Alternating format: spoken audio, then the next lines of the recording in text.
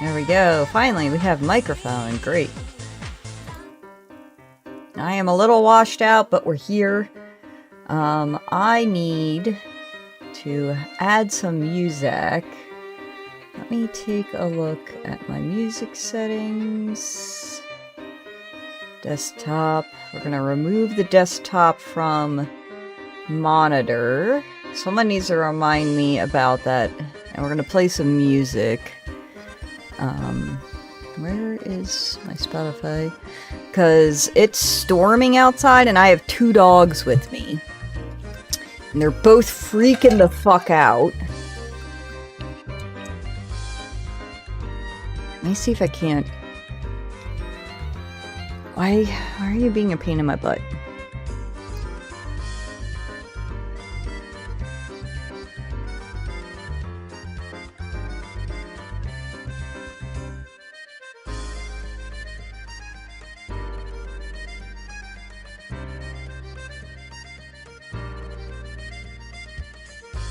Alright, let's pick a...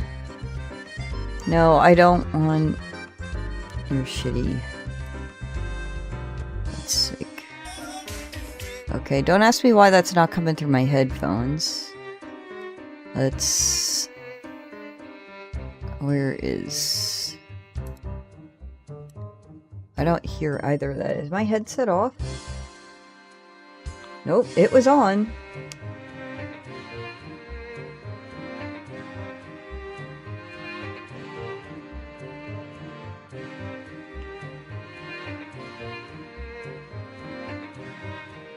Normally when I click onto a headset, it'll make a sound, but it's not making a sound. Okay. That should be making a sound. Alright. Okay. Alright, you guys got music. I'm gonna turn that down a little. Because it looks like it's about as loud as I am. Y'all will have to tell me if that's too quiet. I don't know why this is on this playlist. I don't think this is the playlist that I'm listening to. Alright, there we go. So, we're gonna be seam ripping together. So... For those of you who are here on TikTok or YouTube, I do crafting streams occasionally, and I do those downstairs in my sewing room. Now, I have a rudimentary stream set up down there. It's on my 2017 laptop, which is, you know, the RAM's been updated, but it still ain't, like, fantastic. But, so, it is only connected to Twitch because I just recently did this multi-stream setup, and I did not set it up down there. So, if you haven't seen me for, like, 2 weeks, it's because I've only been doing crafting streams, which is going to continue for a little while Dragon Con is coming up. Will I complete a cosplay for Dragon Con? That's yet to be seen. So, if you want to see more of me while I do those, you're going to need to come over to Twitch. Unfortunately, fortunately. So that's just, you know, a heads up for y'all. The reason why I'm upstairs right now doing this is because I have 2 dogs with me and they're both terrified of thunderstorms, and we have a thunderstorm going on right now. And I have them in crates, but the moment I walked away from the crates, both of them started to freak the fuck out. So, in order to help ease their minds, I am upstairs here with them. But I do need to get this done if I have any hopes of completing anything anytime soon. And I was working on the seam ripping a little bit earlier today, but like, it's just very slow going. So, we're still working on it. just upstairs, which is not the best place for this, because the only thing I can do up here is seam rip. I can't sew. I can't piece an outfit together. So either one, we're hoping that this takes the whole stream, which is not likely, because I think I have 2.5 pieces, which is going to take me maximum of 2 hours to do. And so we're hoping that the thunderstorms will pass by the time I'm done and I can go downstairs and do this. Or, if that's not the case, we'll figure out something else. Because even if the thunderstorms don't pass, I can't go down there no matter what. Hey, Water Lily Faye. I was just saying that normally I don't do crafting streams upstairs, because all my sewing stuff's downstairs and my stream setup downstairs is only connected to Twitch. So if you do want to watch me sew and prep for Dragon Con and stuff, you need to come to the Twitch side of things. And the reason I'm upstairs doing this is because I have 2 dogs that I'm dog sitting with me right now, and it's thunderstorming and they're both scared of thunderstorms, so I have them both in crates. But the moment I walked away from the crates and left the room, they freaked out, and one of them is in my crate, because I bought a crate for the dogs, and that's a soft crate. Like, it's got a wire armature, but the, like, walls and stuff are fabric, and she started pawing at that, and I'm like, I can't have you destroying this crate. So we quickly hard shifted gears, and I grabbed my pieces of fabric that I need to seam rip and drug them upstairs, and so I'm sitting up here with them. But if I'm upstairs, I can multi-stream. But if you haven't seen me for like 2 weeks, that's why, because I've been downstairs on Tuesday and Thursday sewing instead of being up here playing video games. This is about the time of year that I end up just in my crafting room all the time, because whatever free time I have, I want to try and work on cosplay, even though this isn't a cosplay. With both of the dogs in crates, the cat has come out, because the one dog, while is fine with cats, like, is just way too high energy. And so my cat's been hiding. Oh, welcome to Twitch. So, I mean, oh, well, thank you. I don't know why my subscription notification didn't go off then. Interesting. Well, maybe it'll pop up in a second. If not, I'll have to check something. Did you see it go off on your end? Because it didn't go off on my end. I wonder if those aren't on this scene. No, I have alerts on this scene. It should go off.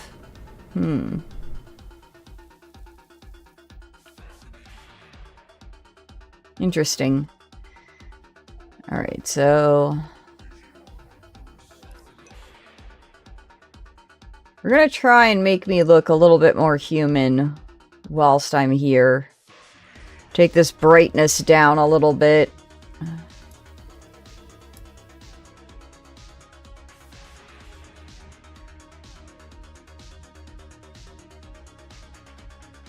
Am I not allowed to fuck with the white balance? I'm apparently not allowed to fuck with the white balance.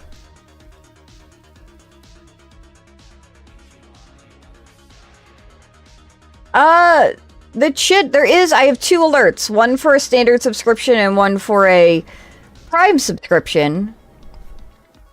What is this down here? Oh, it's part of the chat window. That's weird.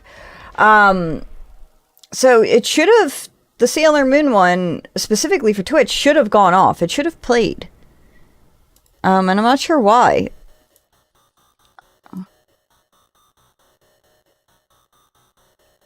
Hold on. When I logged in, a lot of stuff was kind of fucked up. Like, it was like lost connection to everything. Ah, shit. What's my Twitch login? It should be fine on your end. I can see the little moon rabbit icon, which means you're subscribed. But I'm just more concerned why my alerts didn't go off. But like I said, when I booted up OBS, everything was kind of fucked up. So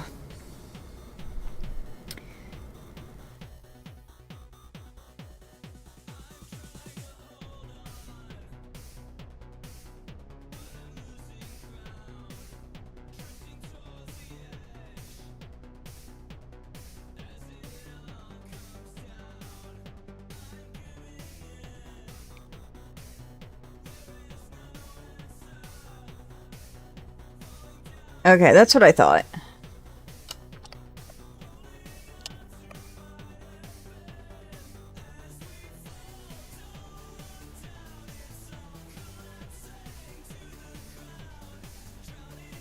I appreciate the multi-factor authorization, but it does make shit a big fat pain in the butthole. God damn it. I was not done with that.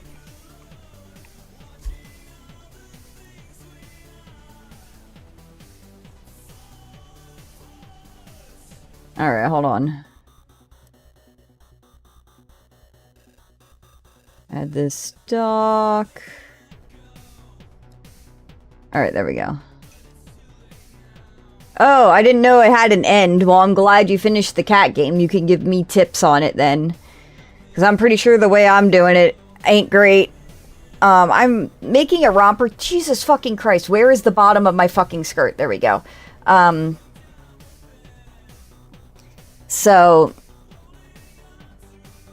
But I picked two fabrics to stitch together, and one of my friends, I had asked her about it, and I was like, hey, like, is this gonna work out well, blah, blah, blah, and she was just like, she got back to me, like, too late. She got back to me, like, 3 days later after I had already started, and she's like, oh, yeah, those fabrics aren't gonna work well together. And I was like, alright, so I have to seam rip them apart. And this romper is honestly kind of a garbage pattern. When I did the mock-up, it didn't go well. But, you know, I spent time getting the pattern printed, cut it out, did a mock-up. So I'm fucking committed, man. So I'm gonna... so we cut out the good fabric, and unfortunately, one of these two fabrics is gonna be trash, but I'm pretty sure I can salvage the other one and still make this romper out of it. I still have goals. I want to make a linen shirt, and because I'm sweating because it's fucking hot, and I was pretty sure I had some linen fabric, and I found some when I was going through my fabric stash to find a fabric to make this romper out of, because, you know, we can't just roll up to Joann's and buy fabric anymore. You gotta shop your shit. I found linen fabric, and I was like, I knew I had fucking linen. It's not enough for a pair of pants, which I want, but it is enough for a shirt at least. So I'm going to hopefully make like a piratey shirt with the linen fabric, so that one, I can wear it to like Ren Fair, and two, I can just wear it. Last stream we watched all the intro to sumo videos whilst I seam ripped, but we're out of those videos, and despite my best efforts, I could not find any videos online of like interviews or behind the scenes with the sumo wrestlers, because I'd like to get to know them better. Because I'm trying to get into sumo, and I'm having a hard time of it. Because like, when you're looking at, like, K-pop stuff, like, the way you get to know the singers is they do a lot of television spots. They have little variety shows. Sometimes they have their own series on a certain, like, website and stuff. But, or an app rather, but I can't find anything for sumo that's like that. I think, if I'm understanding correctly, like, they're really big on like pulling that shit off of YouTube if they find it. Like the only things I can find on YouTube are like commentary on the matches, like someone talking about the matches, which I don't need.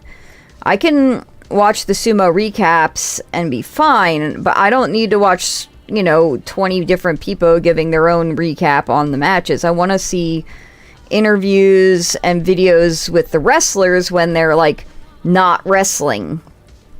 Like I want to see them when they're like going out and doing stuff and, you know, the publicity shit. But I can't find anything.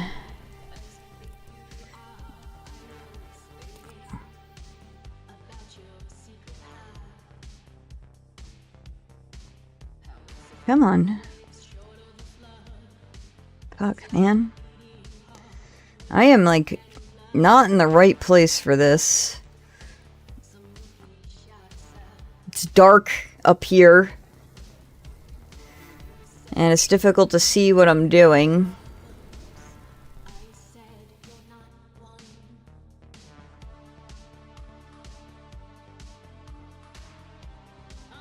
I'm not sure what you mean.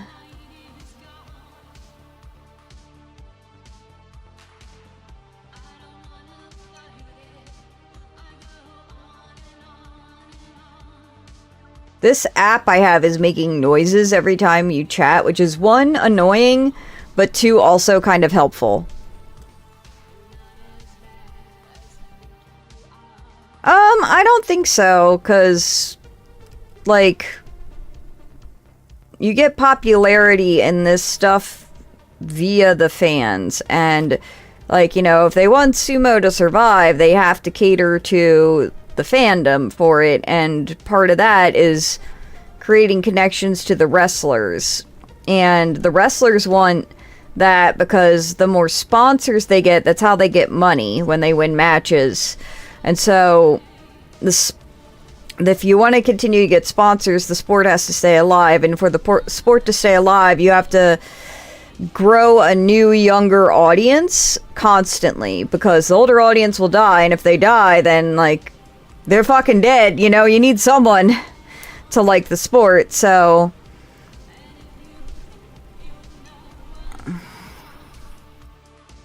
Hey, Kelpies. I don't think so. I need to see if that ping is coming through, like, on the audio, or... Because I don't want that in my VODs and stuff. I didn't realize... Like,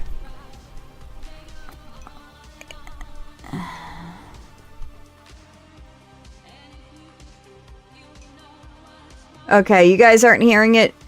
It's like a tink sound. Like I said, it's annoying a little bit, but at the same time, I'll often miss chat messages and I'll look over and be like, shit. And like I said, when I logged in OBS, like everything had disconnected and I was like, fuck, I gotta reconnect everything. And I think in that point, like the chat had also disconnected, and I think I may have turned off sounds and now like it's back to default. So, also, both of y'all are purple on my scene, which I don't like. I think it's because, I have, like, since I'm multi-streaming, it kind of rips away y'all's color choices. And since you're both on Twitch, it's just, like, everything's purple. Like, YouTube will be red. I don't know what color fucking TikTok will be. I don't think I've had anyone chat on TikTok. So that's a little bit annoying. Goblin Katie! Speak of the devil. Apparently, TikTok is like not a red, but almost like a magenta-y fuchsia. Yeah, I can see. So the multi-stream app that I'm using, or I guess plugin. Oh, thank you so much for the rose. I appreciate it. I have, Twitch up on this monitor since I'm not playing a game, and I can see that you're like almost like a lavender, like a little darker than a lavender, Kelpies. Yeah, YouTube is red, it shows up Twitch as purple, cause obvious, and then it's showing up TikTok as like a pinkish magenta. Thank you! I've been growing it out in real life it's a little frizzy, and I'm like, oh no, my hair's like all shit from being dyed. But it's not like I re-dye. I only dye the roots whenever I dye my hair, and I think it's just like the Georgia humidity, to be honest. Well, thank you. I recently saw some of your updates on, I think it was Twitter, and I'm sorry about everything that's going on, Katie. I hope things will pan out for you.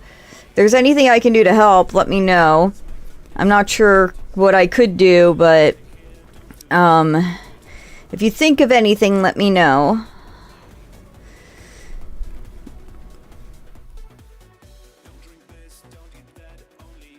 But yeah, so I'm seam ripping the fabric. We have all the animals here. It seems like everyone has calmed down. Yeah, I have been in a situation where I've needed help before, and you always like, you know, you don't want to feel like a burden, and you don't, even though people like, you know, they're like, whenever you last talk to them, they're always like, I'm here for you. But you don't want to be like that person where you're like, well, maybe they were there for me then, but not now, you know? And so I just, if there's something within my power, I will, and you can think of it, I will do it. Oh, the animals aren't making any noise, Lily. It's been thundering for about, I guess, 30 minutes or so. I had to put the dogs up. So I'm dog sitting 2 dogs right now. And both are afraid of thunderstorms. One came with a crate and one didn't. So I quickly just... I bought a crate because this situation has happened before, and this particular dog is scared of thunderstorms, and she will steal the other dog's crate. So I bought a crate and I put it up, I popped it up, and then both dogs went in the wrong crates. And I wouldn't normally care, except the one dog has a metal crate, and the bars are bent, and I'm a little afraid the dog with the metal crate would destroy my crate, which is soft. So I had to swap the dogs and get them all settled, and then I went downstairs to stream in my craft room, which is Twitch only. And that both dogs freaked out, so I had to quickly shift to dragging my stuff upstairs and streaming up here, because if I'm in the room with them, they're fine. But because both dogs are in the crates, the cat has since come out, so I've got all the animals with me, but nobody's making noise.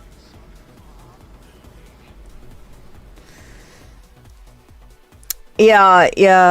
The only thing I can help with, that I know I can help with, as far as, like, I don't know if it's going to help you, but in general is, at the beginning of the year, like, you know, financial stuff was really hard, because November and January were really dry months for dog sitting, and so we couldn't really afford food, and so I signed up for a local food bank. And it was a little scary at first, and when I went in, it's like, you know, you're sitting here, I'm like, I've got blue hair, they're gonna judge me that I can buy hair dye, but I can't buy food, and, you know, you learn real fast, nobody's judging you, and also, you know, if you have to keep in mind that if you can't afford food, then you belong in a food bank, you know? Like, you're the person that they're here for. And then also, if you want to feel even better about it, in May, I went to the food bank, and a Cybertruck pulled up with brand new tags, like 2-day-old tags, like temporary tags on it.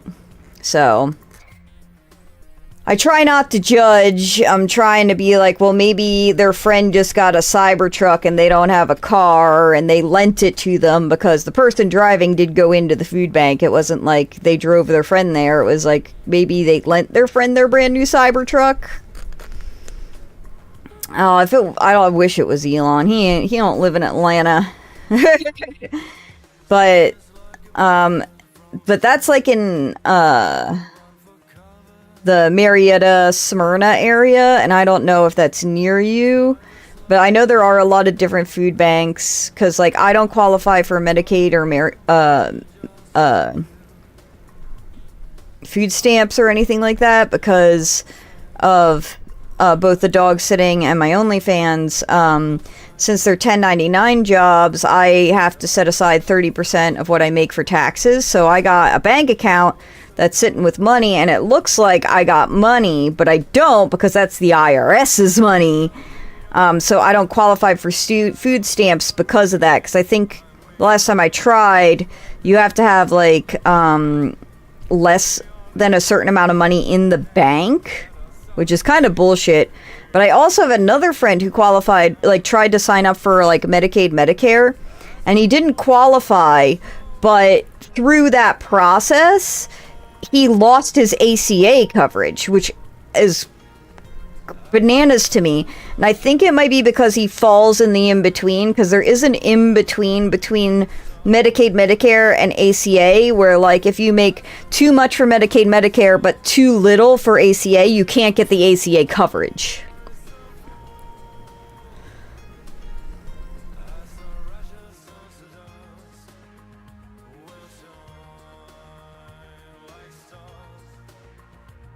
Well, that's great, Hutchinson's Creative. I'm gonna call you Lily if you don't mind, because you're Water Lily Faye on YouTube. I'm glad you at least have food and shelter, because, like, especially now that you're being criminalized now for not having shelter.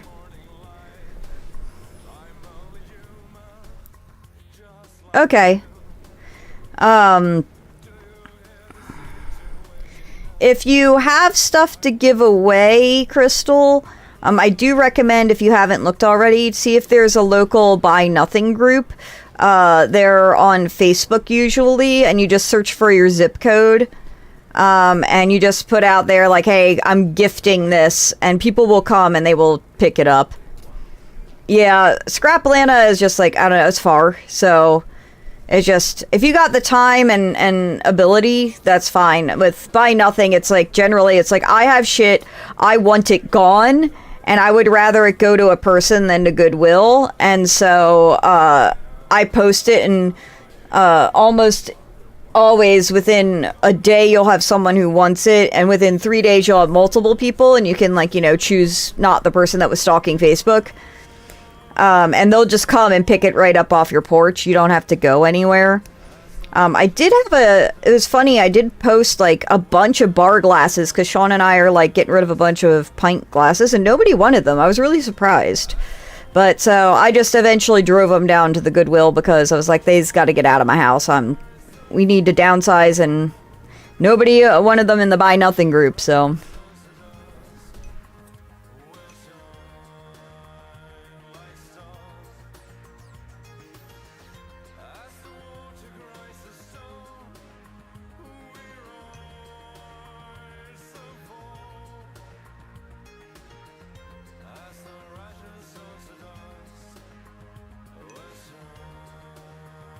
Wow.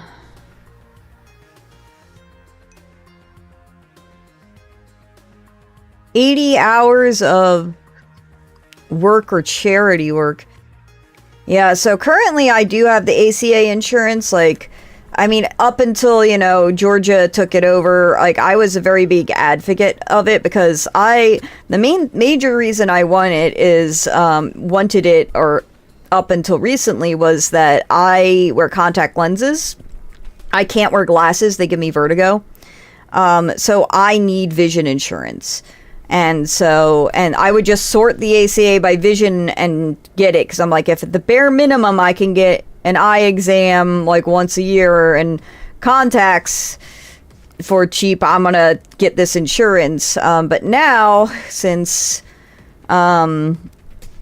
2020, I have found that, you know, I had insomnia, and I was like, let's get this shit taken care of, because when you can't sleep, you can learn real fast that you'll do anything to fucking sleep. And part of that was getting medication for my restless legs.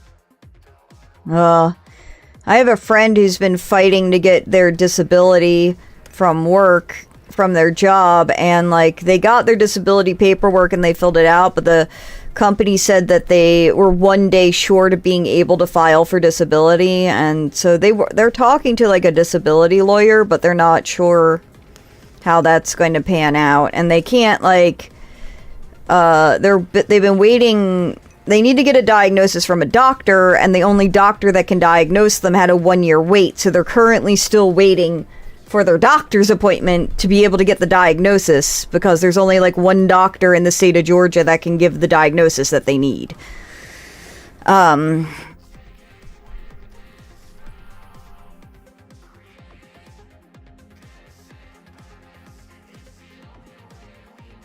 Yeah, so I've had restless leg syndrome since I was at least a teenager, if not younger. Because I would tell my mom about it, and because she would like be like, "Why the fuck are you up in the middle of the night like doing jumping jacks in the living room?" And I'm like, "Because I'm exhausted and my legs want to run and I don't know what to do aside from try and make them tired." And she, as with most of my medical issues, just said I was a weird kid. So I did get medication for restless legs, because at some point in my 20s I saw a commercial for it and I was like, holy shit, they have medication for it now. And I never sought it out because my restless legs was not a regular thing. It happened probably like monthly or so, but it wasn't like daily. And then you get insomnia and then the restless legs, and it was probably worse with stress because of COVID and all of that. And so I did finally get medication, and dear Lord, it's one of the best things I've fucking done. I can actually sleep at night now. But in my medical journey, part of what happened was what was happening, at least even before that, back when, I had a job and shit. I was having these episodes, and I've had them since I was a kid. And again, I told my mom about them, and she was like, that's weird. And, never did anything about it. And I was talking to a friend about them because they were very concerning me. And because what it is, it's this intense feeling of deja vu, but it's not like normal deja vu. It's like different deja vu. And I can't rip myself out of that feeling. Like, I can't talk about it. Everything I look at becomes part of this like fake deja vu memory. And it only lasts like 5 to 10 seconds, but and then I get severely nauseous afterwards. Like, only a couple times have I gotten sick, but like it's like I have to run to the bathroom because I feel like I'm going to be sick, like nauseous. And my friend was like, hey, so that's seizures. And I was like, but I'm not like, on the ground shaking. And they're like, no, there's different types of seizures, dog. And those sound like seizures because my baby daddy has that exact thing. And so I went to I talked to my PCP, and then I went to the neurologist, and the neurologist is like, yeah, that sounds like seizures. And I'm like, that's fun. So now I need it because I need to take seizure medication because even though like I'm not like really in danger of hurting myself with them, there is no like trigger. It's not like photoepileptic seizures. It's like maybe stress, but they certainly happen at times when I'm not stressed. There is no like known trigger that I have for them. And one, you don't want to be driving while you having one. I've never had that happen. They've always happened when I'm at home. More often than not, when I'm like in the bathroom is usually when they occur, which is a little weird, but whatever. Not like going to the bathroom, but just in the bathroom, like brushing my teeth and stuff. And for a little while, like, we were playing with medications and, like, it was a whole ordeal, but I'm now on a medication that appears to be working, and I say appears to be because, one, since there's no trigger, I don't know if it's working or not unless I have a breakthrough seizure. And so far, I have not had a breakthrough seizure on this medication. But if you are unmedicated and they, like when I was a kid, like I said, this has been happening since I was a kid. And the thing is like, I never thought to bring it up to the doctor because it lasts 5 seconds and it could be years between episodes, like years. And you don't think about something that happens for 5 seconds, right? the reason why I was like really concerned about it is I was having multiples in a day, and then on top of that, multiples in a day for like weeks, for a week. So like 3 in a day for like 5 days in a row, which was very concerning. I was like, I've never had them at this kind of succession. And like, yeah, like you, the thing is not just like not, you know, interruption of life and not being able to drive. Since these are temporal lobe seizures, they affect my short-term memory. And what's very scary is, like, you know, I was working at Battle and Brew, and I had one while I was in the back room, and I came out, and I couldn't remember one of the servers' names. A server that I've worked for over a year, whose name I knew, but I could not recall that information. As soon as someone said her name, I was like, right, that's her name. How could I have forgotten her name? That's her name. And that's what's very, very scary, because I have had a fear of like memory loss, like Alzheimer's and stuff like that since I was a child. And so having that manifest in real life is terrifying. But the doctor, like the neurologist, he says like the more you have them, the more you have the risk of them like basically destroying your brain. You like, it can cause like brain damage if you don't get them under control. But then also, all seizure medication runs a risk of just like killing you. Like, it's got a chance of you take it and then you die. So, you know, that's fun. And the doctor like was not great in that he's like, yeah, you know, this happen, you know, it's a really low risk, but you know, I just had it happen to someone. They were in the hospital and they died. And I was like, oh, okay. That's great.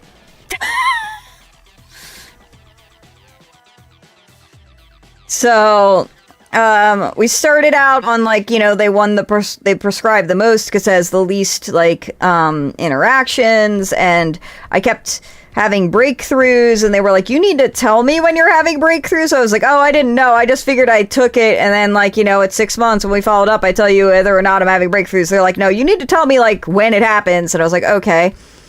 And so I did that, but like when I had a breakthrough, my doctor wasn't there, so they had like, you know, the fill-in doctor deal with it, and they messaged me and said, oh, you need to go get tested to see how much of it is in your system. And I'm like, okay, but like the doctor said this is non-accumulative. Like I have to take it in the morning at night because it goes out of my system. It doesn't build up. And they're like, well, go tomorrow morning and get tested after, you know, it's all out of your system. I was like, okay. So I went and got tested, and they're like, yeah, there's barely anything in your system. We're going to increase the dose. And I was like, okay. So they increased the dose, or actually, back up. They started me on the one that has least interactions. That one I was having breakthroughs for. The doctor was like, well, why don't we try a different medication? Which one do you want to try? And he just started listing them all off. And I'm like, how am I supposed to fucking know? I'm not the doctor. I don't know what the side effects of any of these are. I don't know what the risks of any of these are. And then, so he was like, oh, well, this one's got these possible side effects. This one's got these possible side effects. And I was like, all right, well, what about this one? And he was like, all right, so that's the one I tried, and that's the one where I'm still having breakthroughs on, and that's the one where they sent me for all the blood testing, and then they increased my dosage. And then when, 6 months later happened, I talked to the doctor, and he's like, yeah, I don't know why they did that testing, because it's not accumulative, but is it working with the increased dosage? And I was like, yeah. And he was like, okay. And when I had to make another appointment, they were like, oh, well, the doctor's busy for a year. Do you mind if you see the nurse practitioner? And I was like, that's fine. And I really liked her because she actually had a bedside manner and, seemed to be concerned. And I asked her if we could switch back to the original medication, but at a higher dose, because we never tried that, because, it's cheaper, like significantly cheaper. And so we did that. And then I was having breakthroughs on that. And so, I wanted to try a different medication, but she was out on like paternity leave. And so they're like, the only medicine we could switch you to without her consent is one you were previously on. And I was like, okay, so let's just go back to the other medication. And that's what I'm on now. And it's, as far as I'm aware, it's working. But, circling back, I need this medication now.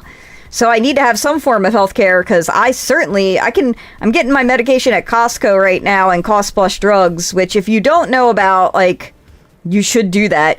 So if you have a Costco membership, the medications there are incredibly cheap. But if you don't, like, I get my medication through Costco with the Costco membership, not through my insurance, because I had to go from a silver plan down to a bronze plan because of the cost. And with the bronze plan, I have a $30 copay for all my medication. So even if the medication is $5, I still have to pay $30 copay with it. So I don't use my insurance. I just use the Costco membership cost. So, but if you don't know about this website called Cost Plus Drugs, I'll type it in the chat for y'all.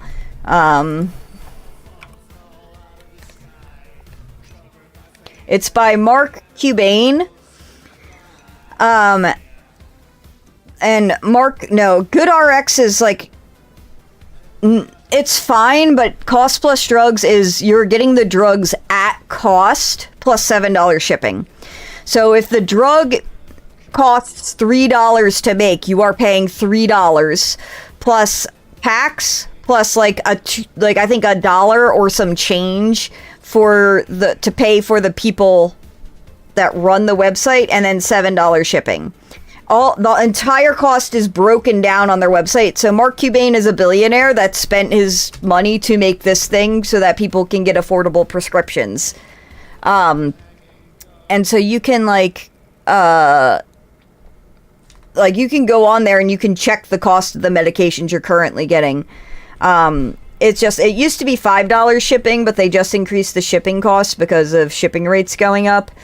So it's just in your best interest that you get a bunch of prescriptions at once, so the shipping is good. Now, GoodRx only works if you don't have insurance. If you have insurance, it doesn't work. And it's if I had a prescription that's my lacosamide that might be $500, GoodRx might get it to me for $200. But if I get it through my health insurance, it's $30 plus $30 copay. So GoodRx is really not that good, to be honest. If you need GoodRx, just get it through Cost Plus Drugs, so it'll be cheap as shit. Or if you have a Costco membership, just get it through the Costco pharmacy. Now, you do not need a Costco membership to use the Costco pharmacy, but you need the Costco membership to get the Costco pharmacy pricing. Kelpies, can you do me a solid and not use italices or anything like that? Because on my multi-stream chat, it shows up as the same purple as your name, and it's really difficult to read. Just write it out normal text. Well, yeah, because you live in a fucking civilized, society, unlike America. Well, your insurance might be different. So I went on my health insurance website, because I have health insurance through Ambetter, and you can actually look up the price of your medications in all of the pharmacies that they cover. And I was getting mine through Kroger, but I found out that initially, when I had a silver plan, that the cost of my medication was actually 40% cheaper at Publix than at Kroger. So I just switched all of my prescriptions over to Publix, and that was fine. It wasn't worth, the Cost Plus Drugs was cheaper than the Publix. It wasn't really worth it for me to pay the shipping and wait. But then once I got dropped to the bronze plan and I had to pay $30 copay for the prescriptions, that's when it finally became worth it to go back to the Cost Plus Drugs website. I did switch 2 of my medications to Costco, not because Cost Plus Drugs is more expensive, but because with my seizure medications, since I need to take 2 of it a day, I'll often not realize I need more until like I only have a week left, and I need to be able to get it like right away. And with Cost Plus Drugs, the shipping is a little slow, and given it will remind you when you need a refill, but I'm just bad about it. So I wanted to have my my seizure medication to be able to go and pick up. And while Costco is a bit of a hike, I'd rather be able to just go and grab it at the store than have to hope that the shipping gets here in time, you know?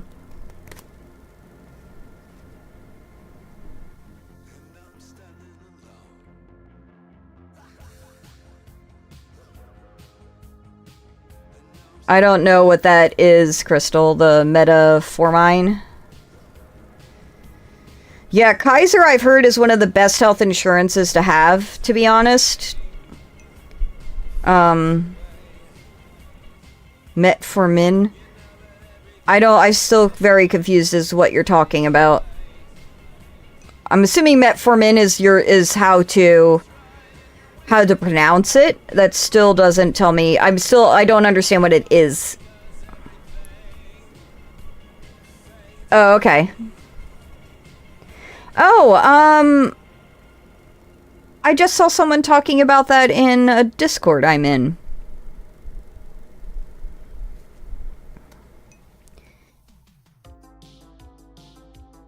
Oh, that's interesting. Well, like I said, you can check out Cost Plus Drugs, see how much it is there. Now, the only downside about it all is like, okay, so I'm helping people out. I'm helping myself out. I found a place where you can get your drugs for relatively cheap. But the problem is, like, you still need a prescription. You still need a doctor to give you a prescription, which means you still need to have, like, a doctor to do this for you. Now, with my seizure meds, I can't just have it's not like a PCP who can just, like, you know, renew it for you because they actually give a shit. I am required to come in once a year to, be able to continue to get my medication for the seizure medicines. So even if, like, for some reason, like, I lose my health insurance and my PCP is, like, kind and will continue to renew my prescriptions without me coming in, I cannot do that with, like, I just can't, like, do that with my seizure medication. I will have to come up with the, like, you know, $400 to $800 to see the neurologist, to be able to continue getting my seizure medications. Because this is the sad part of, you know, this is America. I've been, like, looking at my medications and being like, okay, well, which ones of my prescription medications can I live without? Like, it would be difficult, but I could do it. And which ones do I absolutely need if it gets to the point where I lose my insurance and I have to pay out of pocket for this? The Ozempic and semaglutide is absolutely fantastic for your health. Like, it reduces, like, all-cause mortality, stroke, heart attack. It's so good for you, but, you know, I think, there's only, if I remember correctly, because I was talking to a friend of mine, who wanted it for one of the many reasons, but it can only be prescribed for one very specific reason currently, and because she is not being prescribed it for that reason, she has to pay out of pocket for it, and it's like $600 a month, and she can't afford that.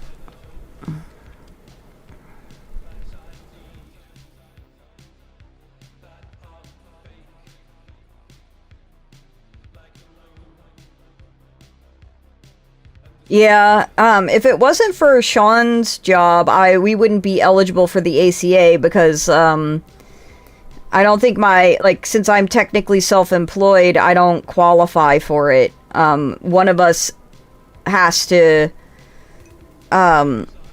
be having, like, a W-2 job to get it, and if we weren't married, him having it I wouldn't be able to get it, because it's the only reason we're married is...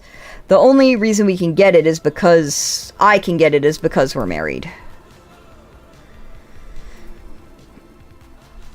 Yeah. So, yeah, exactly. And my friend, like, I forget the reason that she needs it, but on top of that, she is, like, overweight. Like, could use it for the weight loss function. But because I don't even think it's prescribed for that, that it's covered. Like I said, it's like, I forget what she said the reason was, like, that she needed it, because it does have a variety of other things it can do, aside from weight loss. And I have another friend who is taking it for weight loss, and he was buying it out of pocket, but apparently, like, there was some sort of deal that, like, you know, where they couldn't, the manufacturer couldn't produce it fast enough, and so there was a deal out where the pharmacies could self-produce it until they, like, you know, got their shit under control, but now they've got their shit under control and the pharmacies are no longer allowed to produce it, which I think means that, like, my friend can't buy it out of pocket anymore. You have to have a prescription now in order to buy it. So he says he's got enough, like, the pharmacy has enough to provide him through the end of the year, but after that, like, who the fuck knows? And this is why, like, Kelpies, you'll see a lot of Americans trying to get the fuck out of America, because we want to be somewhere else, and, like, so if you got a hookup where, like, I can get some sort of job over in Scotland, you hit me up. I finally got my passport because, you know, shit be shitting, and I want to be able to have my way out of here, and so my husband can stay here and keep the house. I'll go out there and work my way into a citizenship, you know? If y'all speak English, so that's a step in the right direction. I'll have to, like, you know, learn Chinese or something.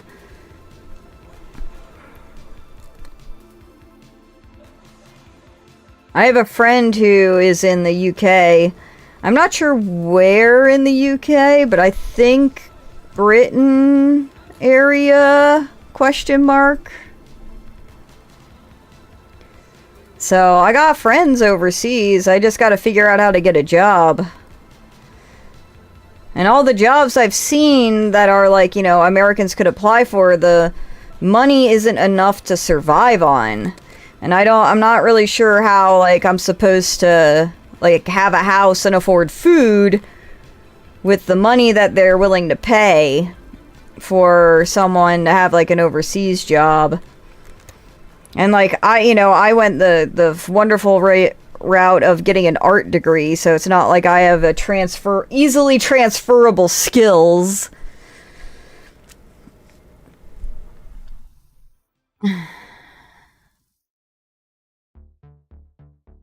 Oh, that's great, Kelpies, that they fucked up a whole batch of Smeglitude.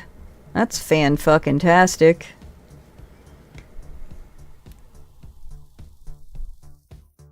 I know very little about that, Crystal, so, I'm not really sure, like, what, like, GLP-1 and all of that, and the PCOS. I'm sure you've explained it to me in the past, to be honest, and it just don't stick. Other fun things I have going on, my hands hurt so bad that my skin hurt, and it prompted me to make a doctor's appointment, and I got x-rays done, and apparently I have very early rheumatoid arthritis, which I anticipated from 1, playing video games, 2, drawing, and 3, sewing my whole life. And crafting, a lot of hands heavy and, you know, stuff. But I also wanted to get my pinky looked at, and he did not refer me to, like, an orthopedist. But I should probably make that appointment. I don't need a referral to see specialists with my insurance, but since it is the bronze plan, it is $90 to see. Oh, right, PCOS is the, ovarian cyst stuff. Right. Well, I do hope you're able to get on the Ozempic, because, like I said, it's got, like, so many fucking fantastic health benefits. And if you are able to get on it, I do hope it works for you. I have a friend who went on it to lose weight, and, she can't. She did get to the point where she lost a lot of weight and got down to the size she wanted to get down to, but she can't continue on it because it makes her throw up. Like, she can't eat at all when she's on it, basically. So she's hoping to keep it off, the weight off, by, you know, working out a lot now that she's thinner. The downside of those drugs is, like, if they are prescribed for obesity, is that obesity is a disease. Like, there is no take this and then you're done. It's something you have to take forever.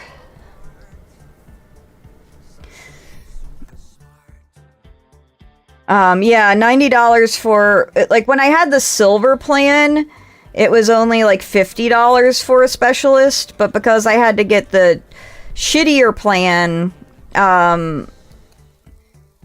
so Kelpies, I know this is like all weird and stuff, for you, but like, and I don't know how much you care about how it, like, the American Care Act works, but as much as frustrating as it is, at least I can afford health insurance with it. Like, it was a step in the right direction for our backwards country. But the problem with it is what it does is it analyzes your income, how many, like, adults versus children are in your household, and then says, okay, well, if you're making this much money, we're gonna help you out with this much money. So instead of health insurance costing you like $4,000 a month, it'll only cost you $300 a month. But where that fails is it doesn't account for the cost of living. So it doesn't account for the cost of your rent. It doesn't account for the cost of your water, your power bill. It also does not account for your debt. So if somebody, which is a very real thing that it needs to account for. So if you have student debt, if you just have credit card debt, it doesn't account for all of those payments, which is the problem with it. But to that extent, if you get a raise or a promotion at work, or you get a second job, the ACA is like, oh, you're making more money, which means you don't need as much help with that health insurance. So now, instead of the insurance that you had that was costing like $275, now that insurance actually is going to cost you $675. So that's what happened to my husband and I. He got a second job where he started making a little bit more money so we could, afford better stuff like, food and shit and pay our bills. And the insurance was like, oh, well, now that you're making more money, this plan you had, again, that was like $275, well, now it's $675. So I had to drop down to a shittier plan, to the bronze plan, that is still more expensive than the previous silver plan I had, but it's more affordable than, like, a double price hike. So like I said, previously it would have been $50 to see a specialist, but now it's $90. So it's a matter of, like, do I have the money? But also, with the changes in the ACA that are going to be coming into effect next year, I should probably do it this year, because I'm not sure if I'm going to have insurance next year with all the changes that they're making. So if I want to get it taken care of, I should probably do that, because the reason we forked out the extra cash for the silver plan last year was because I anticipated my husband needing surgery for a kidney stone that he had found out that he had that Christmas. So I was like, you're probably going to need surgery for that. And also, I wanted to get my tubes removed because, I haven't wanted children since I was a child. And I wanted to make sure, in case they tried to charge me for that surgery, which they tried to charge me for that surgery the year prior, and it was supposed to be free, I wouldn't be paying a shit ton of money. So the difference between a silver and a bronze plan, outside of, like, the monthly cost, is the deductible. So the deductible is how much money you have to pay before the insurance will like cover everything. So on the silver plan, the deductible was like $2,500 per person. So, and that doesn't like, you know, that doesn't include like copays and stuff like that. So like when I go to the doctor, like I said, it's like a $40 copay. So I have to pay $40 every time I want to go see the doctor. Now, that doesn't count towards the deductible. I have to pay that anyway. But, you know, other stuff does count towards that deductible. And with the bronze plan, it's all very confusing. If you're confused, you should be, because they intentionally make it confusing. With the bronze plan, instead of it being like a $2,500 deductible per person, and when I say per person, that means like my husband is a $2,500 deductible, I'm a $2,500 deductible. I think our deductible is like closer to $9,000 per person, which means that, you know, I can fall and break my arm and go to the hospital, and the hospital bill is $6,000. I still owe that $6,000 because we haven't met the deductible yet. And that's why, like, a lot of people will try to, like, meet their deductible early on if they have a lower deductible, because after that, if you need a surgery, the health insurance will pay for that entire bill.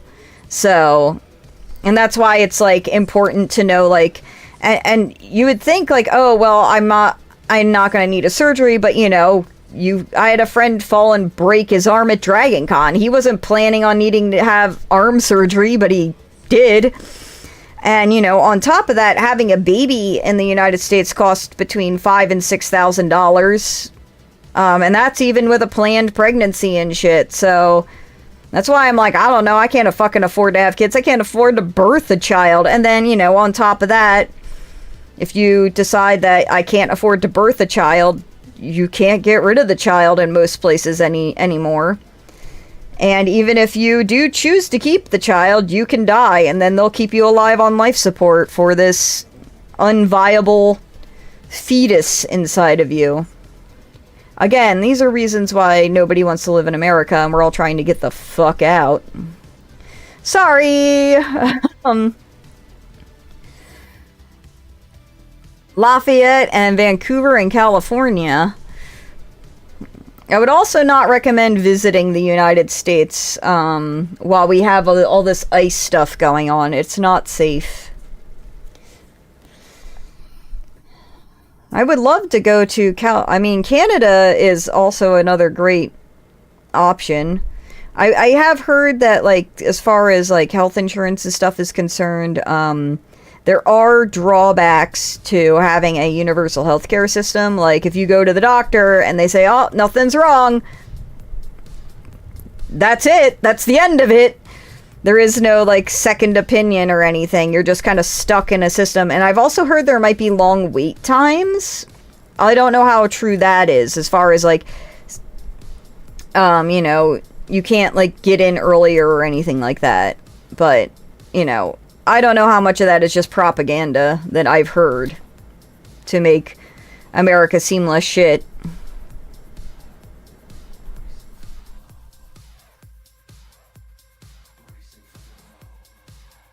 Ah, fuck. Oh, one day we'll get through this. I do have to pee, though. I might do that pause in a second here and go pee, and then maybe we can maybe I will change the subject. I would say we can change the subject. I'm the one talking. I can change the subject. Well, that's good.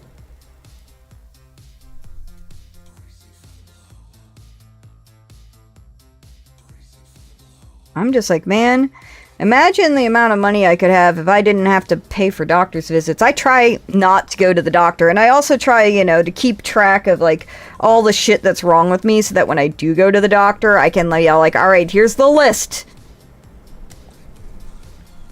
And this one got all fucky. Down here. Can I finagle that?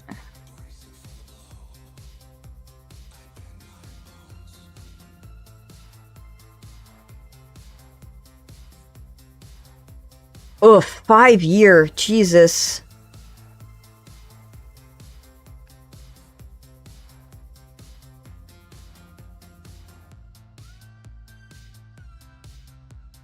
I thought my friend has POTS, and they've been waiting. They're waiting a year for the only doctor that can diagnose them with POTS in Georgia. And shit, man, 5 years though. I thought like waiting, like when I try to get appointment with my primary care physician, I have a 6-month wait. It's 6 months before I can get in to see him.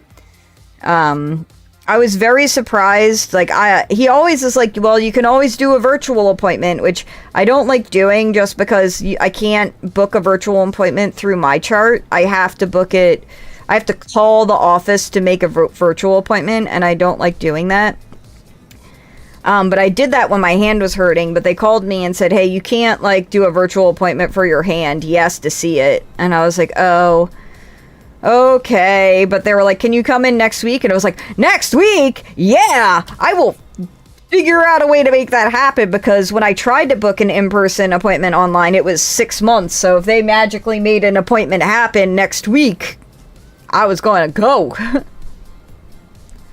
It's like 7 a.m. I don't wake up till 10, but I will find a way to get there at that 7 a.m. appointment. But thankfully it was like a noon appointment, and I was like, yeah, I will be here. I also know I'm a fucking riot. I am the one that, like, they talk about, because I am candid about everything. I know, right?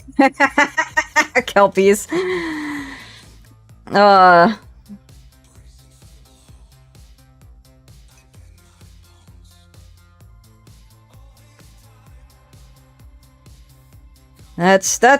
That's great.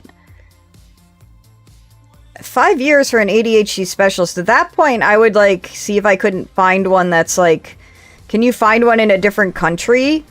Because your country's small. Isn't it easy to, like, find someone nearby? Or, fuck, even if it's not nearby, like, go somewhere else that's not 5 years. All that money you saving on doctors, I'm like, you got fucking money to travel. But that's like, you know, America. They keep us poor so we can't leave. And we can't find out how much better it is in other countries.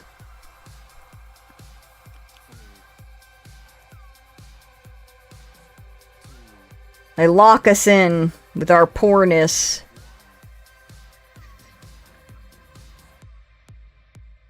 God damn it. Come on. Just being such a pain in my asshole. The fucking videos online, they're like, just pull out this top stitch, and then you can just pull it and it'll come out. And I'm like, in what fucking world? Because it's not doing that here. This is taking me 10 times longer than I thought it was going to, because it's going so slow.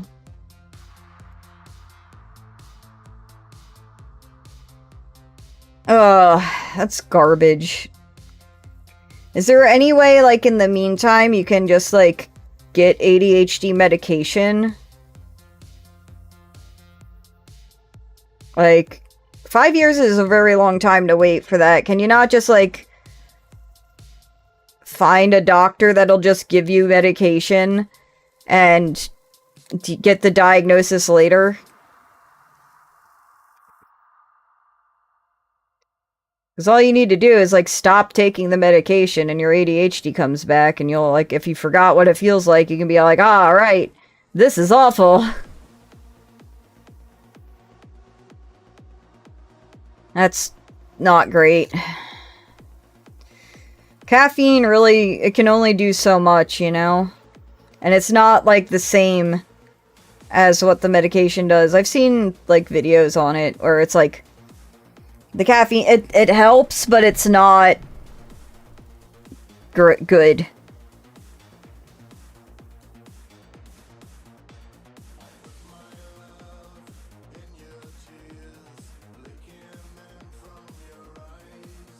Most of the time what I've seen is, like, anyone online who gets ADHD medication, you know, even people that self-medicate with, like, caffeine and shit, they get the actual medication and they get very angry because they're like, holy shit, I can hold a thought. I wanted to do something and I got up and I did it. And is this what it's fucking like to not have ADHD? Like, I'm so angry that the rest of you can just function like this all the time. And, you know, they're like just so pissed about how easy it is to live life. And I guess to that extent, like, also angry they didn't get medication sooner.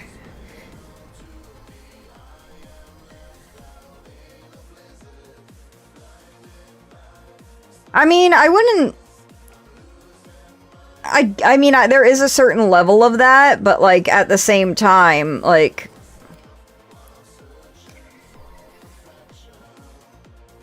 Like, I over the past, like, 3 years, I've realized I've had autism.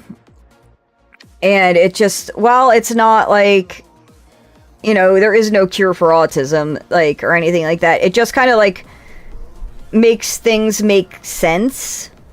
Like, you know, I've learned how to function in this world. And the weirdest thing is that most people are like, yeah, I have autism, and I've masked for so long, I don't know who I am, or I'm unmasking and it's difficult. I don't think I've ever masked. Like, I was not raised really... Like, I think, like, there is obviously some minor level of masking, which is, like, just figuring out how things go and just doing it that way. It's like a puzzle. But for the most part, I've never had to, like, pretend to be someone else. And even when I have been like, oh man, I really want to fit in, I want to have friends, I would try and then just, like, forget that I was trying to pretend to be, like, normal, and then, you know, it would last, like, an hour, and then I would have completely forgotten I was trying. So it's weird when I hear people talking about unmasking and stuff, because my mom never, like, shamed me for it or anything. She was just like, you're a fucking weird-ass kid, but as long as you're, you know, not doing drugs and you're staying out of trouble, what the fuck do I care if you hyperfixate on Sailor Moon? You know, what do I care if you wear weird-ass clothes? What do I care if you listen to the same song on repeat for, like, the next 3 weeks, you know?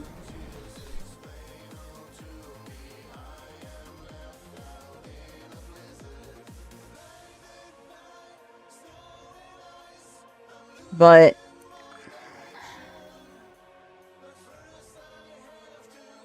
I think one of the things that that was interesting, so I've read a lot of books on autism now since, like, you know, in this journey. And the one that was most recently, or the newest one that was recommended, was Unmasking Autism. And there were some good points to that book, but, like, again, it's difficult for me to relate as someone that didn't mask. But it's written in the perspective of someone that is not ADHD, but is autistic. And there's a really good section in the book that talks about how autism and ADHD have overlapping symptoms, like stimming, but they serve different purposes. And for me, it's like, okay, you know, I definitely am autistic, and the thought of being ADHD, while some of this stuff applies, I wonder how much of it is just a comorbidity. And then the other thing is that certain things are ADHD traits that all people do. It's just whether or not, like, it impedes your function. So, like, all people will have, like, rejection sensitivity and task avoidance. It's just how much is it impeding your ability to function as to whether or not it is ADHD or just a thing that happens. And so I am concerned that some of the stuff that are ADHD traits are not actually ADHD. And then on top of that, a lot of symptoms of menopause mimic ADHD.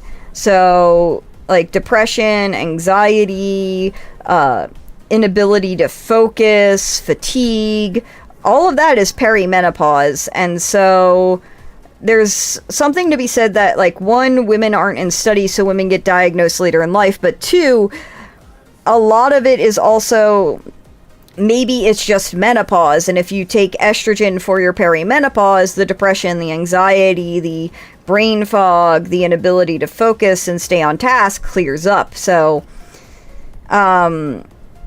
if you're like over 40, it might be worth it to try going on estrogen to see if that fixes stuff. If it's something that was not a problem earlier in your life.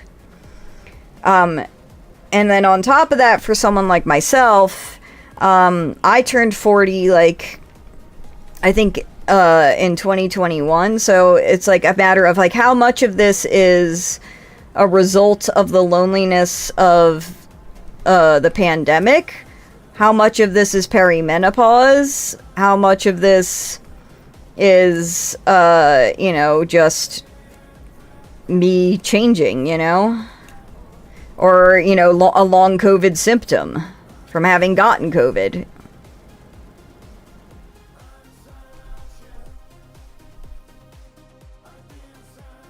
Well, that's the thing, is like, when I was seeing a therapist, they thought I had ADHD, which to me seems interesting because the autism is far stronger than the ADHD in me. And I think it might have been because they're ADHD, and so they were seeing themselves in me. And if I do have ADHD, like, and autism, the autism is significantly stronger than the ADHD. So, Sean believes he's autistic and ADHD, but with him, the ADHD is significantly stronger than the autism. Because for me, I'm the one who's having mental breakdowns because the house is a mess and things aren't in their right places. Like, literally mental breakdowns. Like, crying, unable to control myself, screaming, like, mental breakdowns because shit isn't in the right place. I'm the person that plans the vacation. I plan out every hour of every day with budgeted in free time in case shit goes wrong. And if we go off plan, I freak out because I didn't plan to go off plan. Like, there's budget in free time, but we can't, like, just choose to do something different today. Like, we have this on our thing, and, like, if we get there and it's closed, there is a mini freak out because I'm like, well, now the next 6 hours are all fucked up and I have to replan shit. And, like, if he shows up and he's like, hey, do you want to do this thing on Thursday? He gets deer in the headlights as I'm just constantly trying to scramble my schedule to make shit work. Like, I don't like change. I don't do well with change.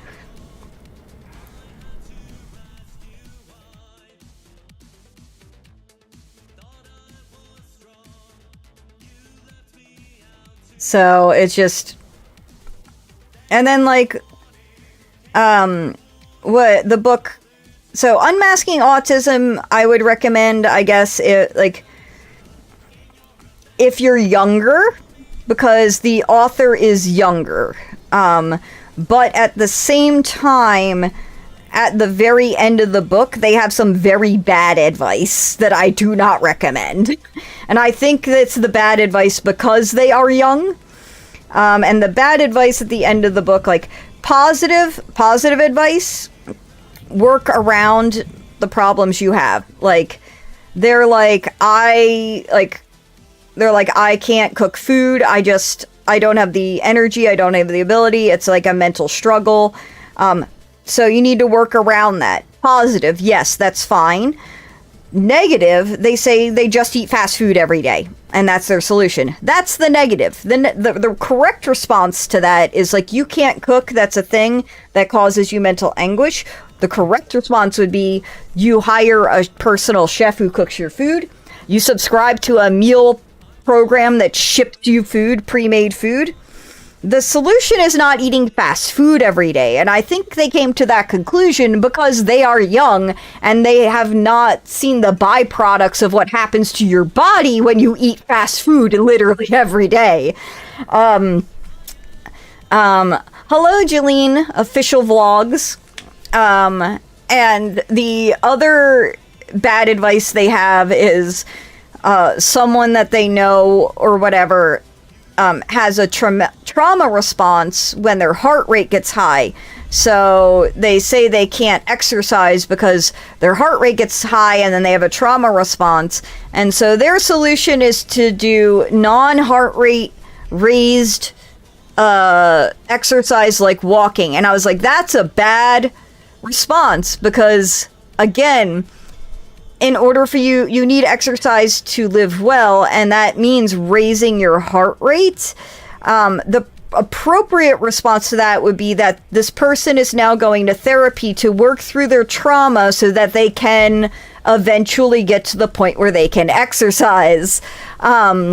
Exactly. So the book is pretty good up until the very end where they give those examples of like how to work around the things you can't fix. And I'm like, that's a good concept with a bad execution. But the rest of the book is pretty good. I wouldn't say it's bad at all. I would recommend it as long as you understand at the end, like you take into account that this is one person's account of things. The other thing the other book I would recommend if you are a woman and you are around my age, like I would say 37 or older and a woman, is A Strong Female Character by Fern Brady. I liked this audiobook so much that I bought a physical copy of this book, and we're going to go into this in just a minute. I really have to pee, so I'm going to take a short break and I'm going to go pee. If you gotta pee, go pee. Get yourself some water, maybe a little snack, and I'm going to discuss that in a minute because we did just finish one of the seam rip things.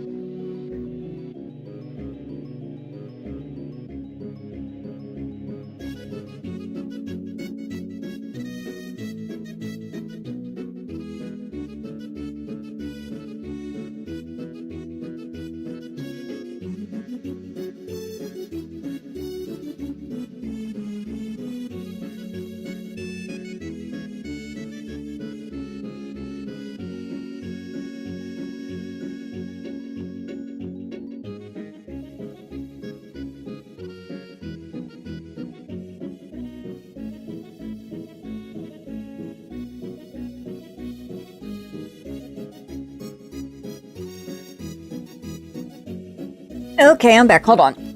Let me put my headset back on.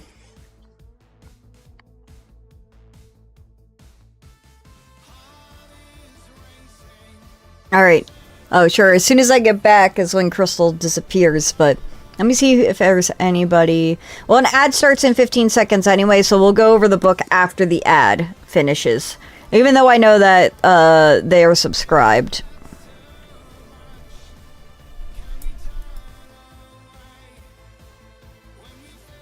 Alright. I guess we'll seam rip while the ad goes. Oh, you meant to. Well, so I'm going to talk a little bit about strong female character. I'm an audiobook person. I listen through Libby because we've already established I'm broke. And Fern Brady is, I believe, Scottish. I don't think Kelpies is here anymore. I'm not making pants, a romper, I guess. I don't see Kelpies in Twitch, so I think they've left, but, it's okay. We're working on it, but we're talking about this right now. So Fern Brady is Scottish.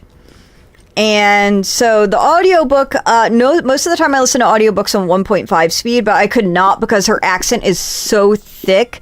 I had to listen on 1 time speed.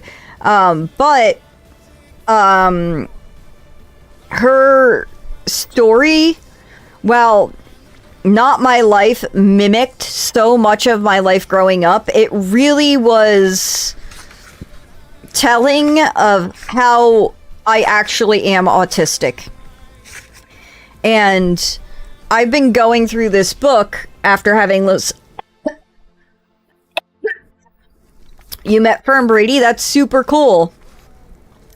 I've been going through this book, and after having listened to the audiobook and having it resonated so much with me as someone that is 43 and is very close to her age, and having grown up in the same time of the world as her, and the fact that, you know, we don't have TikTok that to tell you autistic, when growing up autistic just meant nonverbal children.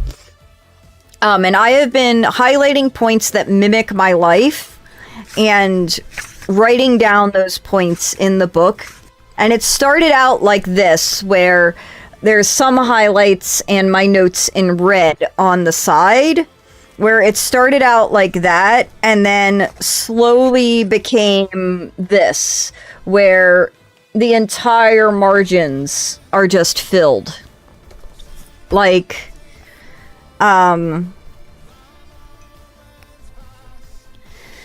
just how much of this mimics my life growing up, and this is what really kind of put the nail in the coffin that I am autistic.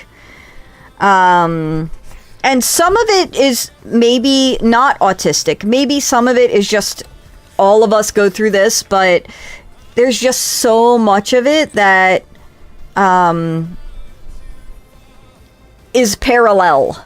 Now, given she is far more autistic than I am, I won't say far more, I guess needs more assistance in autism than I do, I guess. Because I don't have the aversion to people the way most autistic people do. I like being around people. Although now, later in life, it is very, specifically being in a group of strangers as opposed to being in a group of friends, it does create so much social anxiety.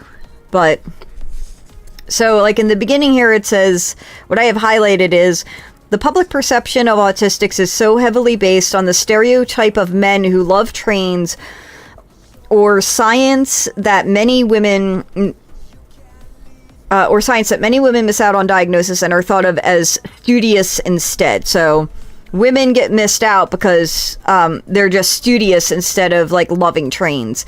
There was no such thing as someone who studied too much, even if they did give themselves a nervous breakdown in the process. I had to calm myself down with hours in my rocking chair, and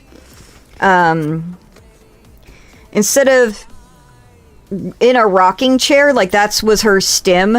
Mine is my baby blanket. My baby blanket had a blue satin at the top, and I would just spend hours running my fingers across that blue satin top to calm myself down. Even to this day, if I get nervous, what's left of it, I still do that to calm myself down. It's still my stim is running my fingers over Blankie's satin trim. And how in college, after study sessions and tests, my stomach would cramp so bad that I thought my appendix was going to burst.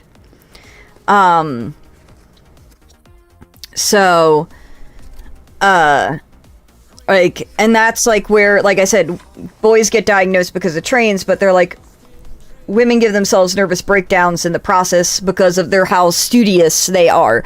And with me, it was just intense guttural stomach pain after studying and tests to the point where I thought my appendix burst. And I even went to the nursing college, and they're like, actually, there's like a little gas bubble on the left-hand side in your large intestine. And when you're stressed out, gas will build up there. Oh, Blankie? No, God, no. She's way too precious for that. And I was told by my mother that Blankie once had pink satin on all four sides, but before the age of like 5, I guess, that had all ripped off, and my mom had sewn on a blue satin on one side for me. And that's all I remember is the blue satin. And now Blankie held up pretty well for a while, and then within the course of like 2 years, she just degraded rapidly. Probably because I was using her a lot more than previous due to stress. And so I got some blanket binding, and I sewed a satin strip on the good side of her that wasn't shredded, but it doesn't feel the same. And so, like, I still use the scraps of what's left of her, because it doesn't feel the right way, the new stuff. And I have some other, like, oh man, I didn't even write down the stuff. Misinterpreted my shyness as coldness, and my almost constant overwhelming anxiety as anger. My loud, hoarse voice sounded stupid and was interpreted aggressive. Almost every single person I have met said that when they first met me, they thought I hated them and I was angry at them. And that has never been the case. I simply, I guess, have resting bitch face. And Crystal, I don't think I've ever met... I mean, given what I met you, you were bubbly, but I don't... Your customer service face is on all the time. I have never met you at a point where you haven't, like, been cheery. Other things, here. The gorgeous weirdo. Oh, you you thought I hated you. But that's the thing, yeah. So, and I'm like, no, I have resting bitch face, and I have no opinion of... Like, I can't hate you because I have no opinion of you yet. I don't know you well enough to have an opinion one way or the other. And it's like, the gorgeous weirdo. That's me. The fucking freak that's pretty. Flipping out at home and destroying my furniture. I have kicked holes in walls and indoors, and I have destroyed shit when I have had meltdowns. Trying to stop a meltdown feels similar to trying to hold your breath.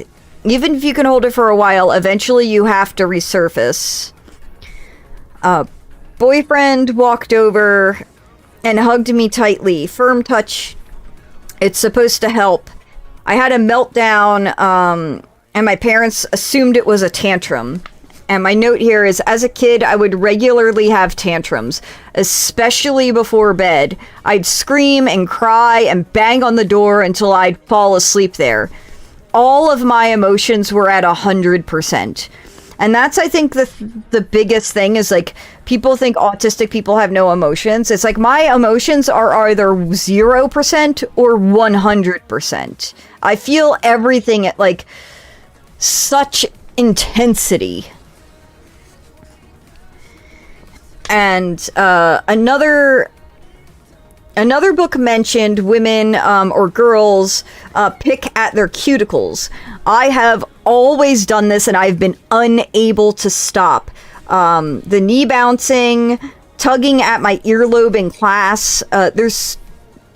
I've tugged at this earlobe, my left earlobe in class, so much that it is longer than my right earlobe, to the point when I got my second earring pierced, they thought that the ear piercer who did the first hole pierced me uneven. But it wasn't that they pierced me uneven, it's just that in class, since I was writing with my right hand, my left hand was tugging at my ear as a stim the entire time. And then things like clicking pens, and constantly moving and being yelled at for it. Like, it's something I was just, like, instantly aware of, recently. Like, I went out to an event, and as I'm sitting there waiting, like, I rock. And it's like, now that I am aware of the autism, I am aware that everyone else around me is sitting perfectly still, and I am the only one rocking, and the only one moving. And it's like, I always clicked pens until people yell at me for making too much noise. Like, constantly stimming. And to this day, I still pick my cuticles, like, incessantly, to the point where, like, my thumbs, the skin on the side of my thumbs doesn't connect anymore. It's just nail and skin, because I've picked at them so much, and even today I was picking at the sides of them. And, like, on this page, it's, I had meetings where the producers seemed to think I didn't like them because I asked what the point of the meeting was. I had to be pulled aside at work for being too mean or blunt, for asking the point or the direction of things. I was told that I needed to learn pleasantries.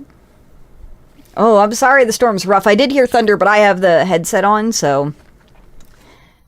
But yeah, it's like, I've literally had someone pull me aside because I was too blunt, because I just wanted to get back to work, and I'm like, this meeting is taking forever, so I'd be like, can we lay things out in simple terms so I can get my shit done and go back? And they're like, they pulled me aside, I said it was too mean, and I needed to learn how to be pleasant. People lied and said things they didn't mean all the time, or said one thing but made little bitchy faces to each other that meant another thing. It's all these little highlights in this book. There's so many highlights. It's hard to see the highlights with the dim lighting, but like, living with another person was intolerable. They move stuff. They're always there. You can't decompress or stick to your morning routines. Sean worked through a chunk of the pandemic. Once he was unemployed, I had a meltdown. He didn't respect my routines. He would constantly pop into my room, and there was no alone time, and I had a major meltdown, and I punched a hole in a door. Like, there is so much in this book that just mimics my existence, and specifically because I think it's because she's my age that there's so much that, like, aligns. And it's like, who else do you know that during the pandemic, like, was so upset at the routine being fucked up and interrupted that they punched a hole in the wall? Like, that is an autistic meltdown. So it's like, yeah, so that is an autistic meltdown.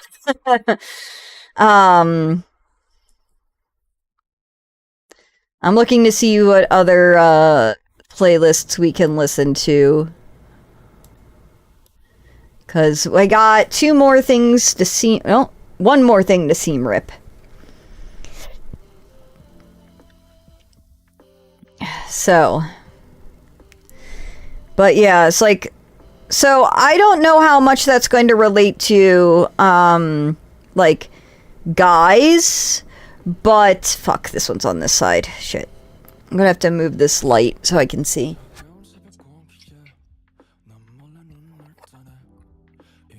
Okay.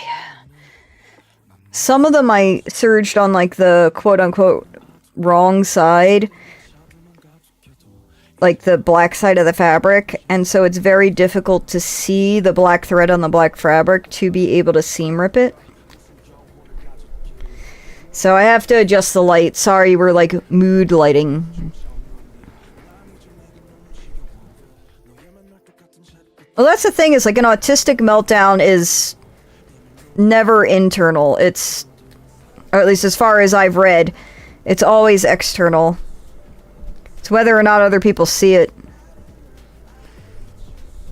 And like, most of the time, like, unfortunately, it's things like, you know, as an autistic individual, I have routine. Everything has a place and everything belongs in its place, and the longer the house is a mess and the longer shit doesn't get done, the more and more stress I feel and the more and more it builds until I have a meltdown over it. And it seems silly and it seems stupid, but I will have a meltdown because the bathroom's not clean.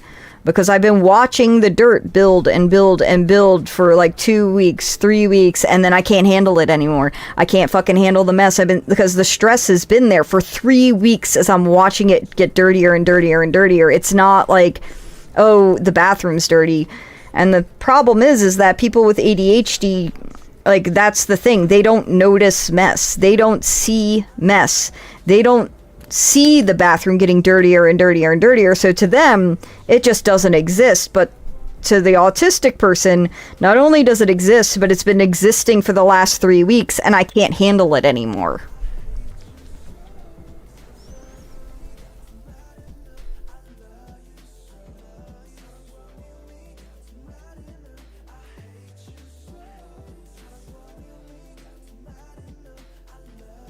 Oh, it looks like YouTube disconnected for some reason.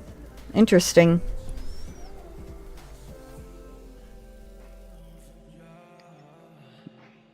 Oh, it looks like YouTube reconnected. Okay.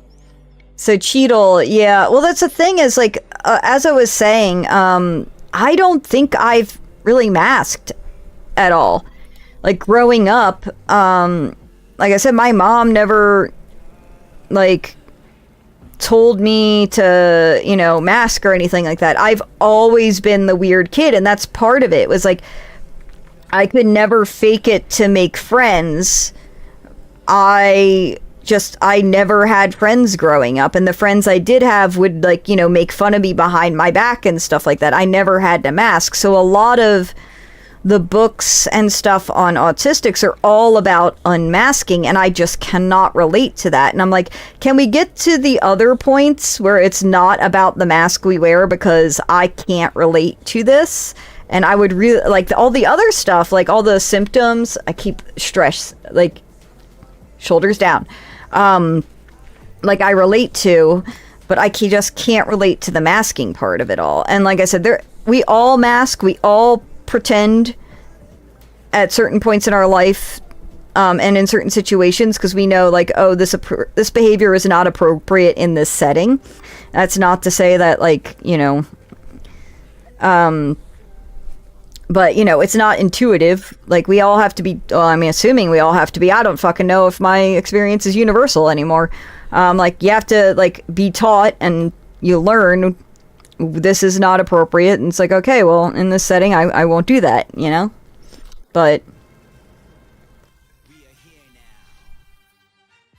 yeah. Oh, see, the thing is like, my trauma, I grew up with 2 alcoholic parents, and my father, it was when I was really young, and he recovered by the time I was a teenager. Now, my mother, that's when my mother got worse, and so that's the one I remember the most, because I was older. And now, you could have done things the way my sister did it, which is be quiet, just agree, and don't be in the house. Like, be out of the house as much as physically possible. Now, I guess I started this one at some point. But that was not me. That was not my style. I was not that smart, or however you want to call it. So my mom would be, when she was drunk, she was angry. And when she was angry, she wanted to pick fights. And she would always pick a fight with me. And she always knew the exact things to say to get under my skin to make me argue with her. And I would fight back every single fucking time. And it would be a loud screaming match. And so, I guess it's part of like the I don't mask. I can't hide my feelings. I don't pretend. I don't know how to pretend. I don't know, I don't know how people can just put on a smile and get to work when they're feeling emotions. I can't function like that. Like I said, like my sister who would just like not say anything and would just say yes and just agree, and her solution was just to not be in the house as much as possible. But I was desperately clinging on to my childhood, and like, I get violently aware of the fact that, at some point I am not going to be a child. I am going to have to grow up. I'm going to have to be an adult. I'm going to have to get a job. And so I was desperately holding on to my childhood for as long as possible, because I was like, there is going to be a point in time where I'm not going to have a summer anymore, and I am going to have to get a job. I would like to spend like these summers drawing and playing video games. So I wasn't willing to leave the house because I liked my shit and I wanted to be me for as long as possible,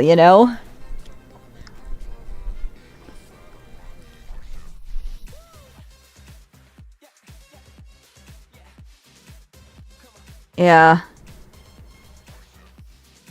I'm sorry about that. I hope you're able to like work through it. I know you've had a lot of other issues.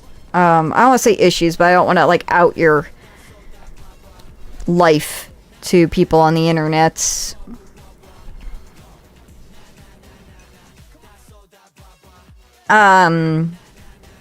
With mine, it's most of my trauma is from my parents, and like, I don't know. There's always, my whole life, ever since I was a kid, I was just under the impression of like, everyone has fucking trauma. It's just like, what flavor of it did you get? And, I got alcoholic parents. Most people get divorced parents. But,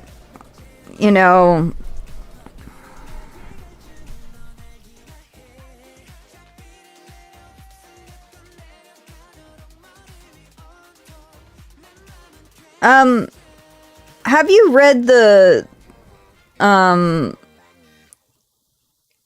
what is it called? Secure Love by, I believe it's Julie Menino.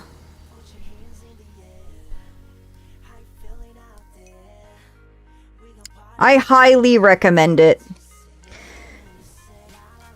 It's a pretty short read. Again, it's another audiobook I listened to.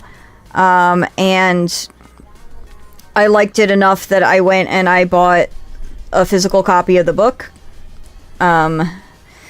So if you've heard of or read Polysecure, it's the same concept, but it's more in detail and not specific to poly relationships.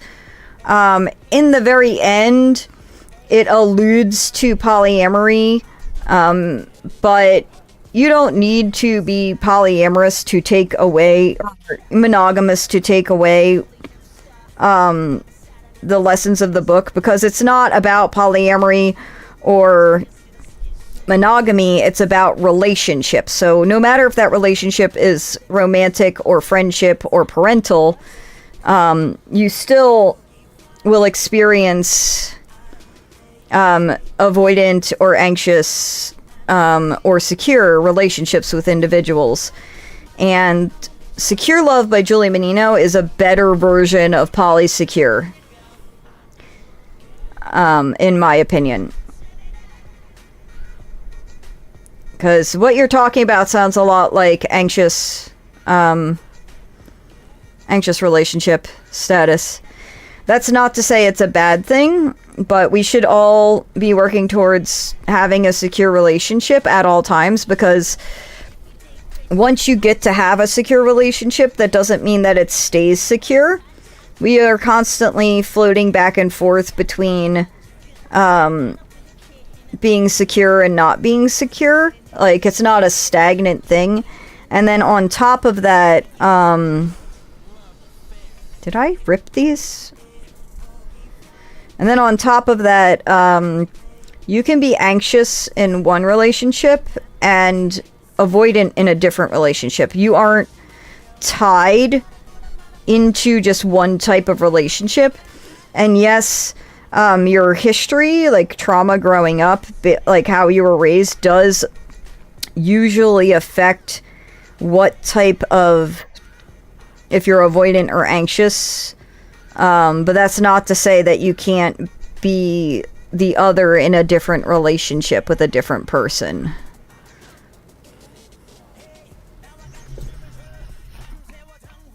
Yeah. So, like I said, it's a really short read. I don't know if you prefer real books to audiobooks. Personally, audiobooks work better for me because I just listen to them in the car when I'm driving somewhere. And while I'm not in the car, like, every day for a commute, I'm in the car enough, like, doing drop-ins and all that.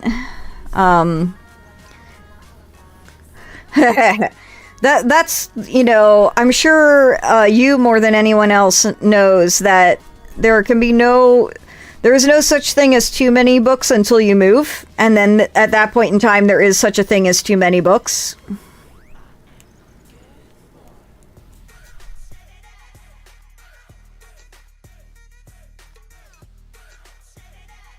There you go.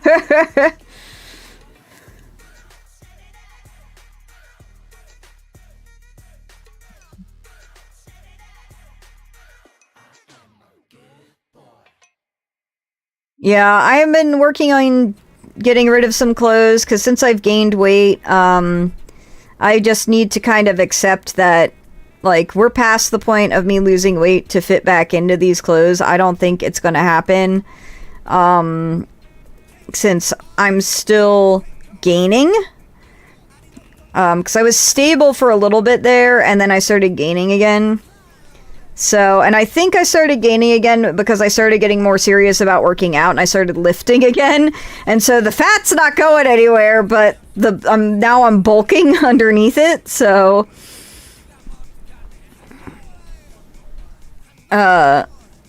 So I have some clothing I'm trying to get rid of. I listed a bunch of it on Depop, and then some of it's sold, but not all of it. And so I need to, like, decide if I'm going to donate it. And because it's not like I'm asking like 35 fucking dollars, I'm asking like $5 for this shit, and nobody wants it. So it's, if no one wants it, I got to do something with it, you know. But yeah. Like I said, I listen to my books and stuff on Libby because I'm broke and I can't afford them, and I'm mostly an audiobook person. So, I definitely highly recommend Secure Love by Julie Menino. And make sure you look for Julie Menino. I'm probably saying her name wrong, to be honest, because when I've looked up for Secure Love, it just doesn't show up unless I have the author name with it, and then it'll show up. I don't know why that is.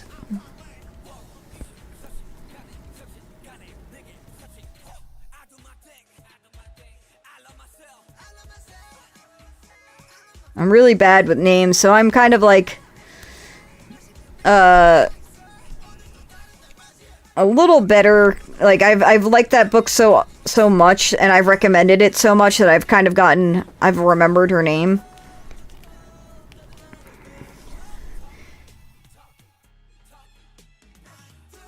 I do recommend Polly Wise to anyone that's new to polyamory, because having, like, listened to that audiobook, it's by the same author that does Polysecure. Polly Wise is the book I wish I had when I was starting out in polyamory.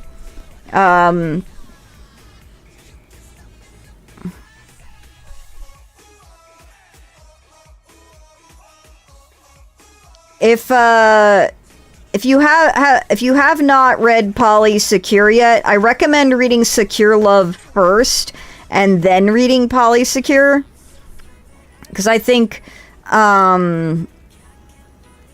Secure Love will give you the real good core foundation that will then build upon the what you read in Polysecure.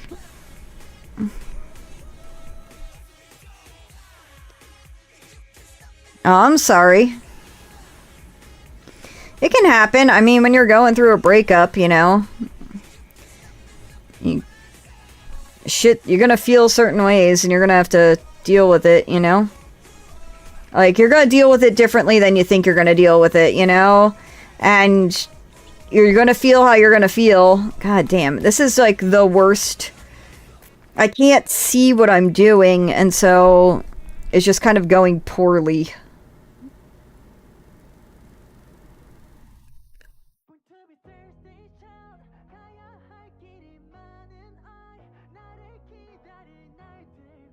Well, I'm glad it was at least as amicable as possible. I think, like, once you get, like, you know, you're in poly and you get, like, really good at communication, you know, shit tends to go better as far as breakups go, just because you're already talking about a lot of stuff and you already ideally have established good communication to the point that you kind of, you know, already were talking about shit. You know, this is all speculation. I can't really be one to talk since I've never really had a boyfriend outside of my husband, so... I've been on the dating apps recently, which, you know, is pro and con, and I'm not the person that, like... I don't like the poly dating apps because, I generally don't like the people on the poly dating apps.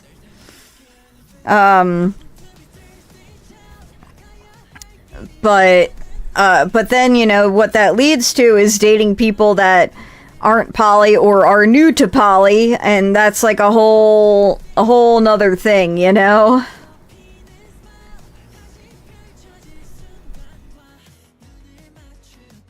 Oh, I'm sorry.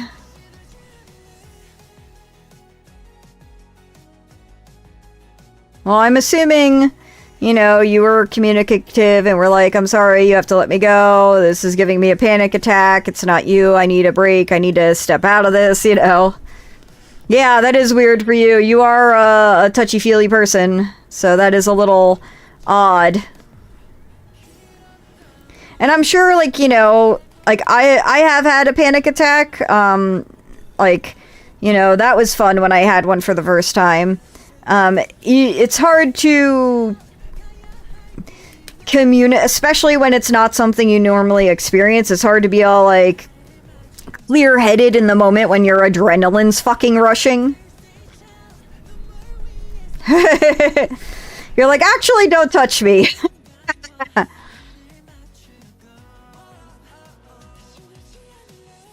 Yeah, that's when I had a panic attack, and that's when I realized that my narcissist, like, fucked me up a lot more than I thought they did. I thought I was, like, over it, because it was, like, I don't know, something like 7 or 8 years after the fact, and I thought I had, like, you know, moved on and recovered, and apparently there's still triggers that I didn't even know existed.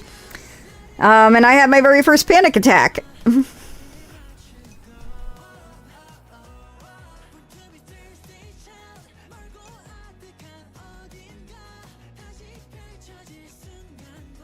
Oh, I appreciate the sentiment.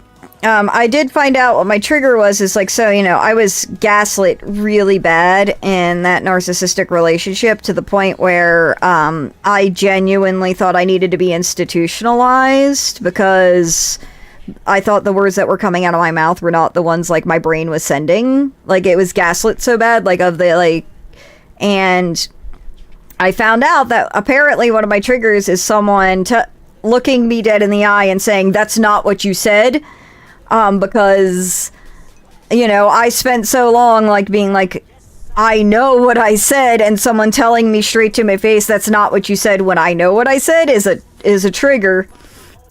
And, it took a minute to realize what was going on, because, like, my adrenaline spiked, and I got really angry, but, like, I wasn't calming down, and I couldn't figure out what was going on. And that's when I realized, oh, this is a panic attack.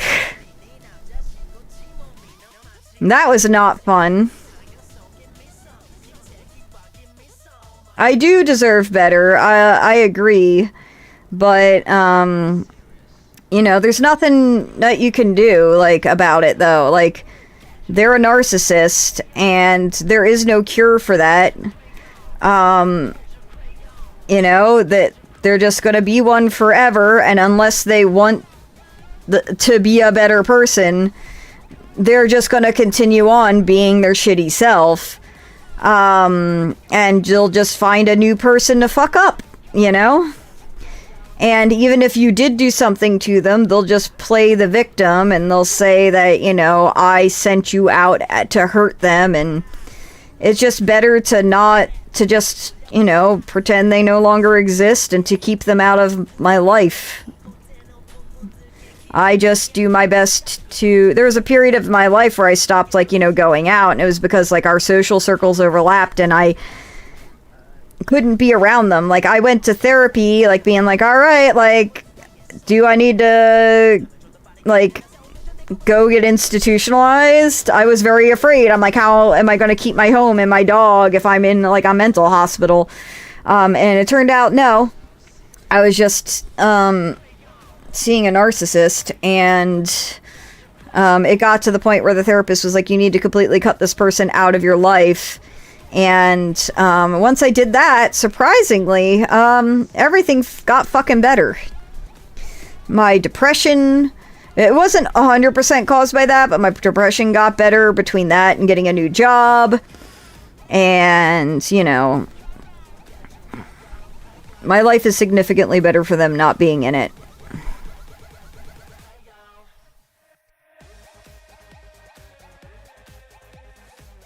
Okay, go on ahead, do what you need to do. I'm still gonna be here. We're almost done with this, which is surprising. I thought it was gonna take a little longer. Actually, you know what? We're pretty on track. I said 2 hours max, and we did take a break, and I did read about the books, or read some of the book out, and we're almost coming up on 2 hours. Shoulders down, shoulders down. I carry all my stress on my shoulders, and I'll find that, when I'm doing things, like, my shoulders are hunched up, so...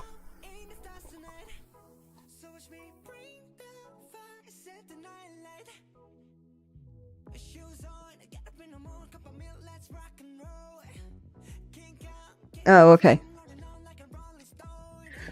I kept hearing a sound, and I was like, what is that sound? And I had put a chew bone in each of the dog's crates, and it's one of the dogs actively chewing the chew bone, which is a good sign, because that means they aren't freaked out by the storm if they're calm enough to chew the chew bone, which means the storm might have passed, which, when I finish seam ripping this, if I take my headphones off and it has passed, I can let the dogs out of their crates and I can actually go downstairs and get some shit done. Trying through the city with pumpkin song. Sorry. Karaoke.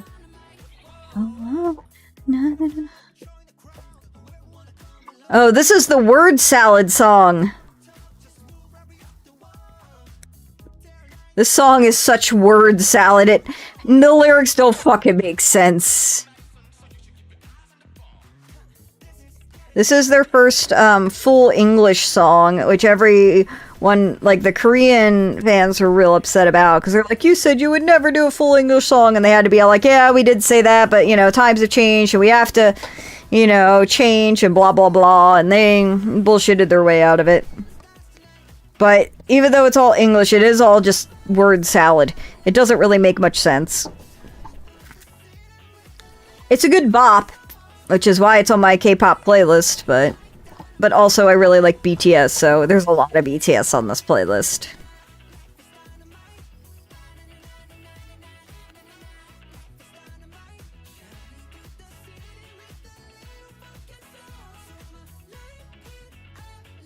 Look up? What are you talking? Wait, did I miss something, Cheetle?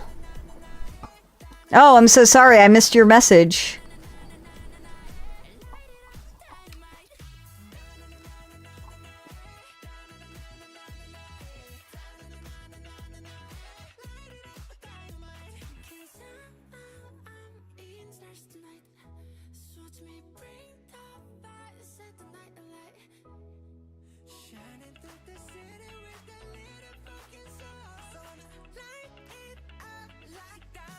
Yeah, yeah. Okay. So sorry I missed your message, and thank you for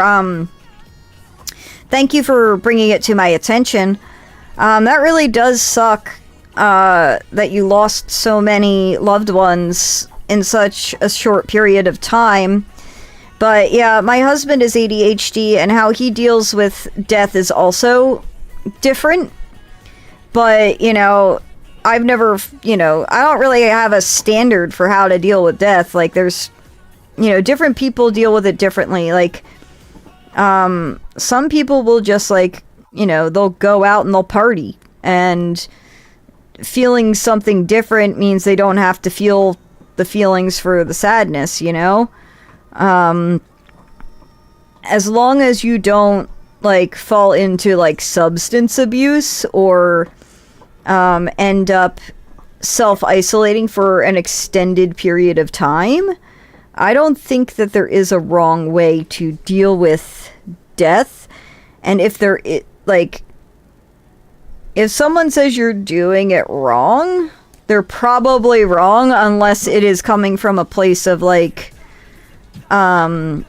concern. Like, you have been self-isolating for 3 months, and it's been proven that isolation can fuck with your brain, kind of a thing. Or, if someone's upset, you aren't crying, or you aren't feeling the emotions that they're feeling. That's, everyone processes things different. As long as it's processing, that's kind of the point, right?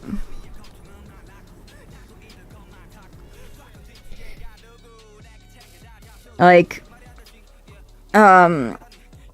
when my mother passed, all the people around me, like, were very, like, oh, what do you need? Do you need this? Like, we'll help you with all this. Like, and they're crying and they're upset, but my father, my sister, and I don't think any of us shed a tear at all during that. And I think it's because, since my mother was an alcoholic, they weren't present and they didn't know what we had been dealing with for years. And we had, whether or not we knew it, we had already mourned the death of the woman that used to be our mother, my mother, and my husband, my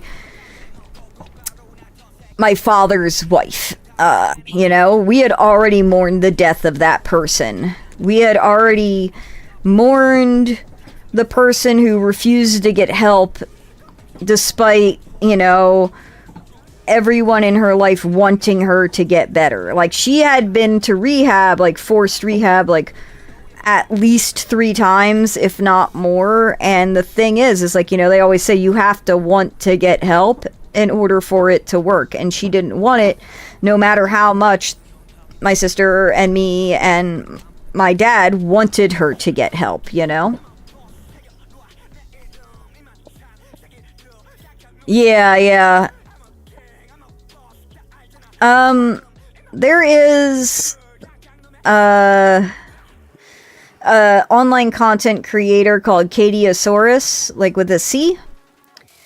And she made it big with her series of, like, neurodivergent and kink videos, but mostly her videos are based on ADHD. And she had a video about how, you don't see someone and so you forget they exist. And her father, I believe it was, had died, and she was doing something and she was like, oh, I'll just call dad. And then she was like, right, I forgot he died. Because, you move out, you have a life, you just kind of, you just forgot that he died. And so,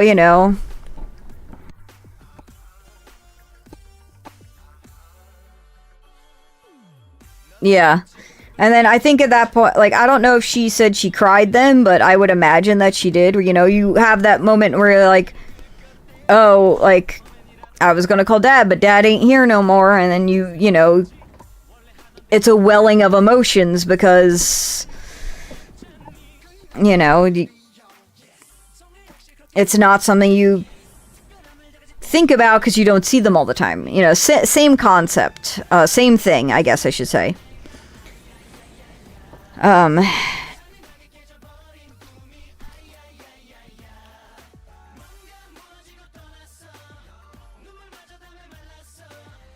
There's a lot growing up with me. Like I said, my emotions were 0 or 100. It's always been like that. But the rest of my family was very cold and didn't show emotions, and they made fun of me for having such big emotions.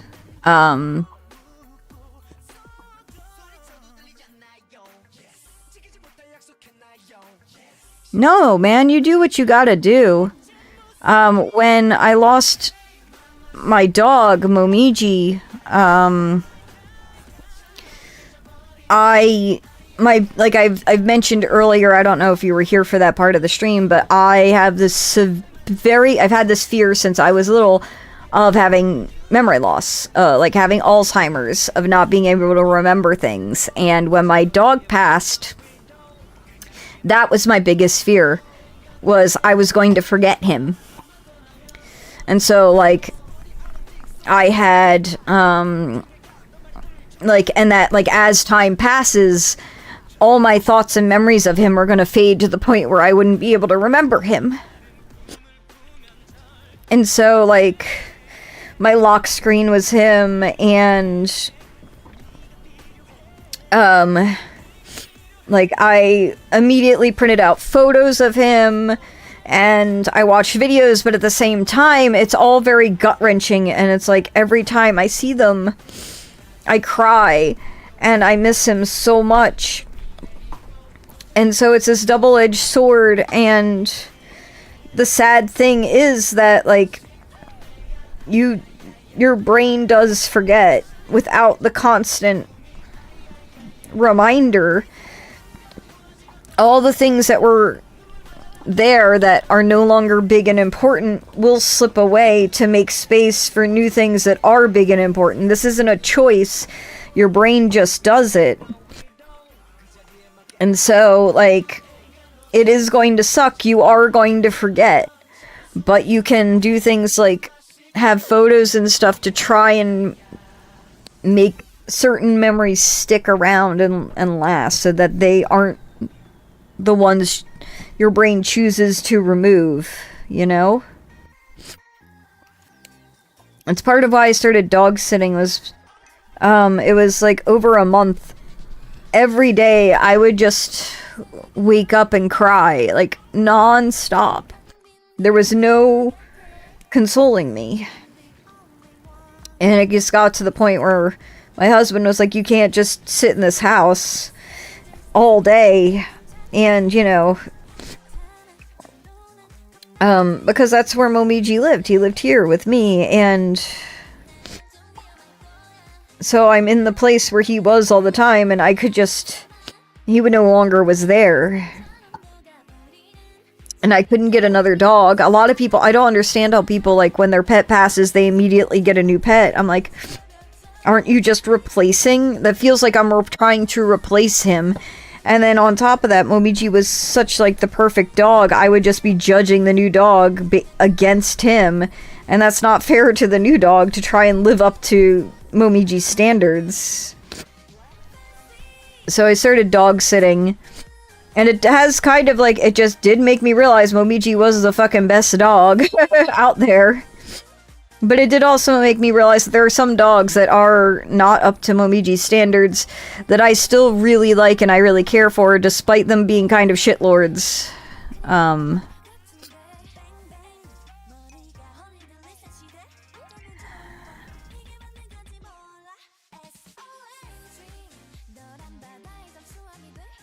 I do think I am, like, ready for another dog now, but it would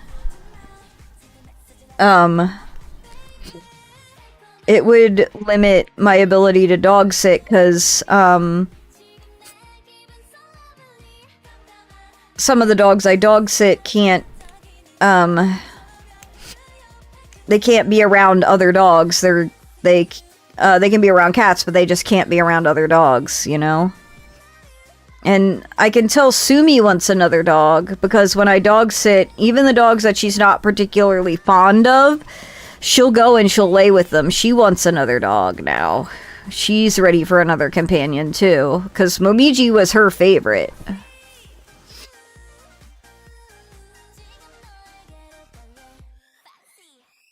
I mean, it's like, I don't know, to me you're like, if you're comparing like one cat to another cat, you're just like, again, you're trying to make this one cat live up to the other standards, and all it says to me is that, like, you don't actually like the new cat. You just want your old cat back.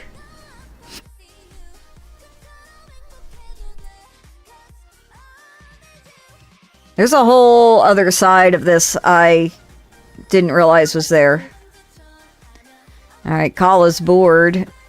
Because she's making sounds. Alright, I'm gonna take my headset down. I'm still gonna be here, but I need to listen to them to see, and listen for the storm to see if the storm is past. Because if the storm is past, I can let them out and they'll be better. So the music will keep going for y'all, but I need to be able to hear them. I also don't know if you guys can hear them. This mic is noise canceling, but it doesn't cancel cat meows, so I don't know how much it's gonna cancel, like, dog sounds.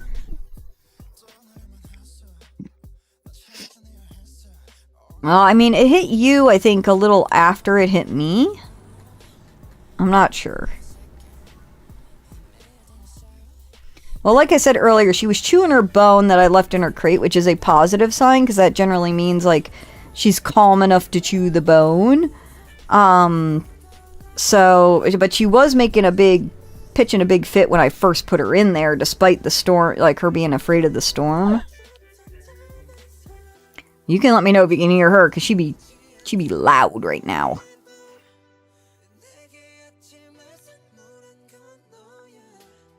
I mean, that's on you if you want to have that conversation with your partner to be like, look, I know you mean well and I know you love her, but it really hurts me that you constantly compare her to our first cat, because it makes me feel like, you know, she's never going to live up to this first cat, and while that first cat was awesome, no cat will be her. At the bare minimum, hopefully your partner would be like, you know what, it does bother you and it upsets you, and I care that it upsets you, and so I will do my best to try and not make those remarks in front of you. Like, you're not telling them they can't think those remarks, but if it bothers you, they should probably try to not make them in front of you, you know? Kala.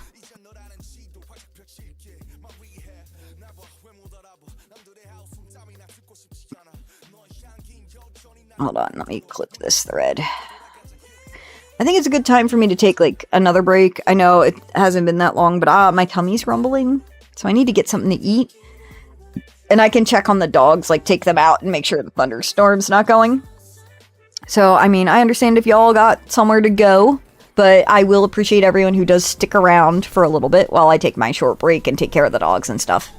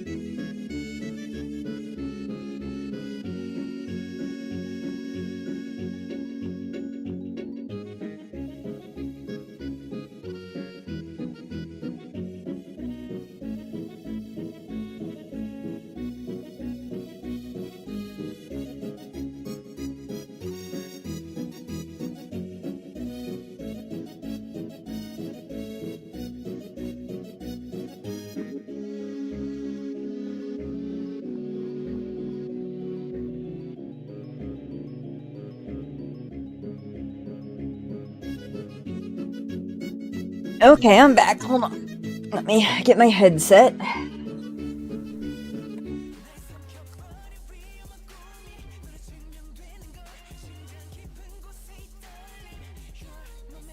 Get them K-pop tunes back on. The storm has calmed down enough that it's just rain and the dogs are fine. I got Jet Bean to eat, which is great. Kala wants to play. Jet just wants to be no. Sit.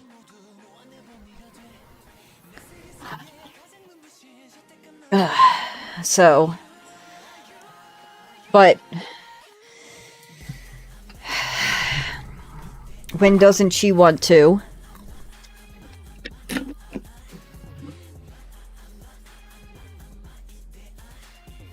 Alright.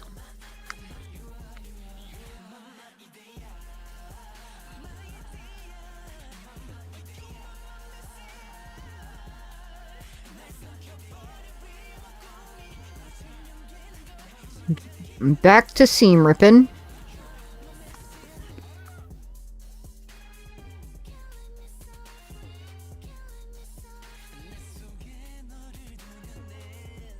After all that effort to fix the levels of my camera, then I just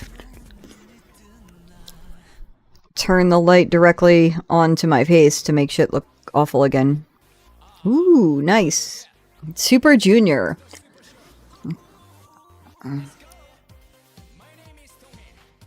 Let's party tonight. Super Junior just released a new album, and I am always, like, ashamed I like them because they're, like, I don't know, like, it seems like a very, not to say all K-pop isn't, but it seems like a very produced band. Funky Town. 1, 2, 3. Opa, opa. Opa, opa. Like a superstar. Opa, opa.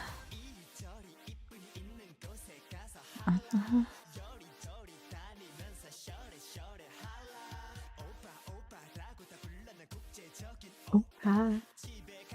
We're almost, once we finish this side, we're done with the seam ripping, which is great. I'm glad the dogs are fine. The cat has left, because as soon as I let Hala out, she immediately wanted to play with Jet, which was a good thing. She didn't harass the cat. But Jet was like, I don't want to play. And the cat was like getting stepped on in the whole process. So she booked it. She was like, fuck this shit, I'm leaving. Understandably so. And so I went to put the dogs out, but nobody wanted to go outside. But I did, like I said, I did I got myself some food, and I stood by Jet to eat, but she kind of like kept looking over her shoulder, even though Kala was being very good and not getting in Jet's face when I told her to back off. But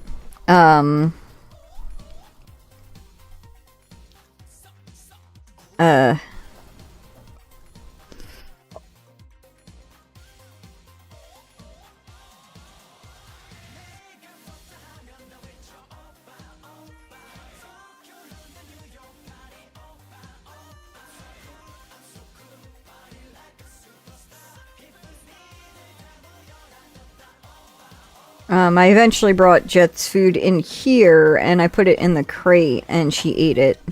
Most of it. She doesn't usually eat all of her food, but... And she ate a little less than normal, but she ate a good amount of it, so I was like, alright, you know what, we're counting that as a fucking win. Because Jet's not one to, like, she's a slow eater. She usually doesn't, like, hork her food down the minute you put it in front of her. So... and I'm very glad that Kala listened to me when I told her not to bug Jet. So, you know, Jet just wants to be where I'm at. So, I'm in here, she's in the crate, because that's the comfy place to be. Kala is not in her crate. She is just out and about. She's like, I have had my time in my crate. I am done. So she took the bone out of the crate. Now she's sitting outside the crate eating it. But you know what? She's not being destructive. She's chewing the correct toy and not like wires or anything.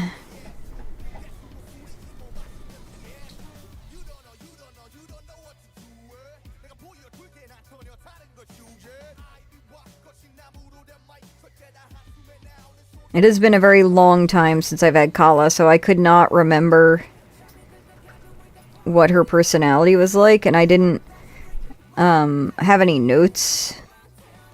Because, like, when you leave a review of the dog, everything you leave is, like, public. Originally, it never said it was public, so I left my, like, you know, notes so that if another sitter sees them, they'd know what to expect. But now they're very adamant about, like, the owners will see this. And I'm like, oh, okay. Do you want me to not leave a bad review if their dog was a shitlord? I don't understand. But there is also now there is a notes feature in Rover where, like, these are not public notes, they're just, like, personal notes.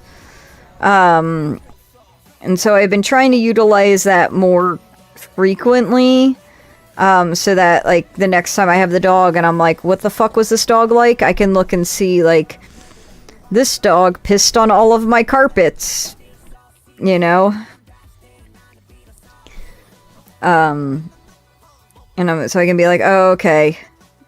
And make a better informed decision about if I want to dog sit that dog again. So with her, I've already updated some notes, because the notes that were in there were, like, for a drop-in. And I was like, I know I've boarded this dog before. And seeing the notes for the drop-in, it kind of flooded back the memory of the drop-in. And I'm like, oh, right. But, the memory of dog sitting her is just gone. I don't remember. And the thing is once, like, I pay for, like, you know, Google Photos, storage, because between my OnlyFans and Fansly and the dog sitting, I take a lot of photos and videos. And it's getting to the point where, like, I am at the maximum you can have for, like, at a yearly cost. If I need more storage, I have to pay, like, the only pay rate is monthly. And that is, like, a lot. So part of what I do is after I'm done dog sitting dogs, I will keep maybe 2 photos, if they're good ones, from that dog sitting and delete the rest.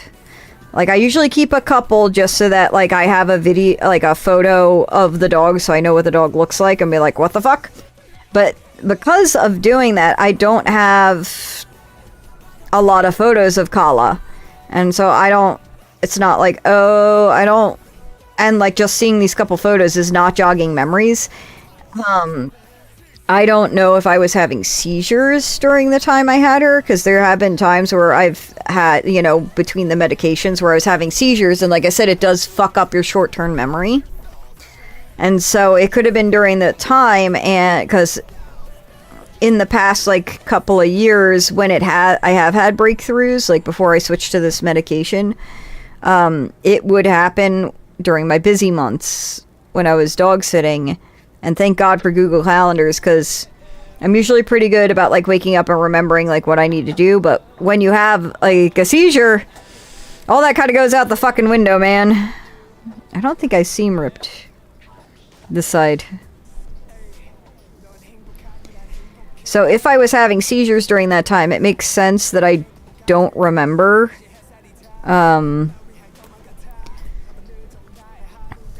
Like, the sitting.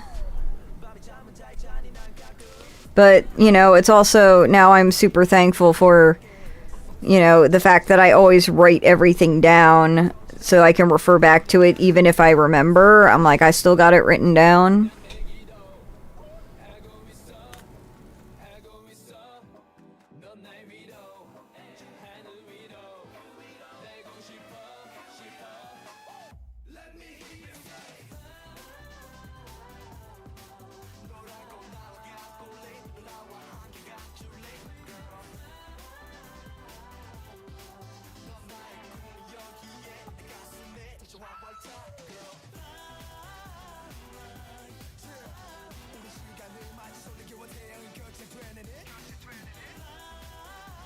I'm like, oh, I'm so close to being done.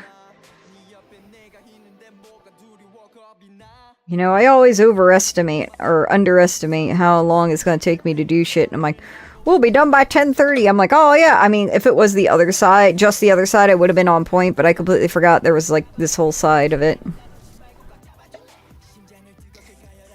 Like I said, I was working on this earlier today, and I wanted to, watch the new series, the season of Don Don, but I couldn't get Netflix to load on my computer downstairs. Because normally I'll, like, listen to an audiobook or a podcast, but I get behind on TV, and it's not like I'm watching a lot of stuff, but I miss out on social interactions if I don't watch popular shows. So I kind of, like, force myself to watch them just so I can participate in conversation, which is kind of fucking hilarious because it's not like anybody's talking to me anyway. And it's not to say that I also don't enjoy these things. It's just anymore my attention span is garbage. I can't sit down and watch something long. If you can rope me into sitting down to watch something, I will enjoy it. Like, the whole reason why I watched K-Pop Demon Hunters was because I had a number of friends on, like, the day it came out posting about it and how awesome it was, and I was like, this is one of those things that if I don't watch this, I'm gonna be fucking lost, and everyone's gonna be, like, freaking out over this awesome thing that I'm just not gonna have any idea about, so I need to watch this. And thankfully, like, I did it pretty quickly. Like, 2 days later I sat down to watch it, and I was thrilled to find out it was a movie and not a TV show. Because TV show is significantly more effort than a movie. And I really liked it. And I was really happy I watched it. But it was, like, it took me all day. Like, I watched some of it, and then Sean came in, and I had to pause the movie and do that. And then I had to go take care of something else, like a drop-in. And so, like, I watched, like, 15 minutes, and then the rest of it in one sitting.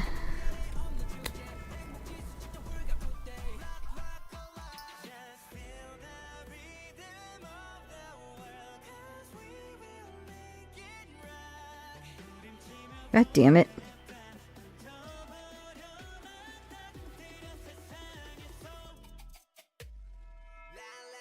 Is stealing Jet's bone now?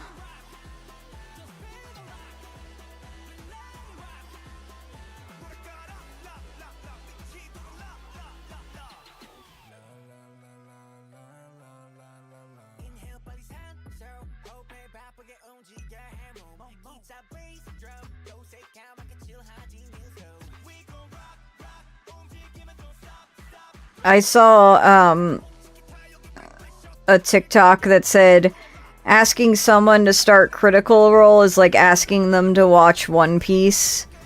And all the comments were like, bro, Critical Role is 4 times longer than One Piece.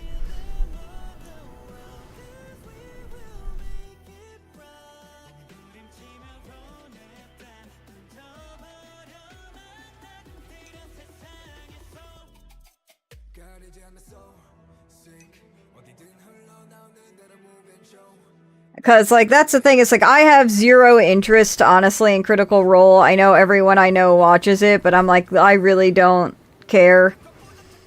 I invested my time in the Adventure Zone because a lot of people I knew were listening to it, and not a single one of those people would talk to me about it while I was listening to it. So now I'm invested in that, even though I got no friends that, like, still listen to it.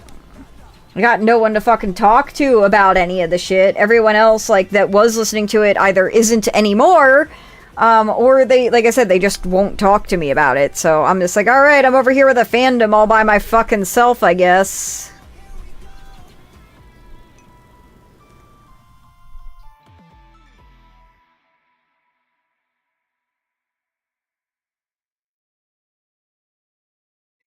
You might have the same problem as me, like, so I started listening to the Adventure Zone to, like, you know, be all like, all right, I'll have something to talk to someone about, with like people to talk to about with it, and like build up friendships and shit. But the problem is like you're starting at the beginning and they're current, and so you got no one to share your excitement with because they don't fucking remember the minute details from like season 2 episode 6.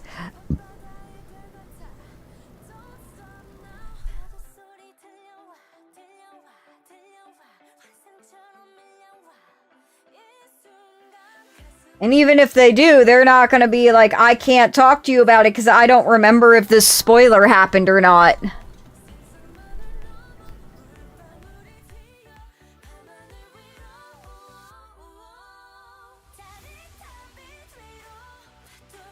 I'm glad you were able to go. I'm glad you were able to go together and it was a good time.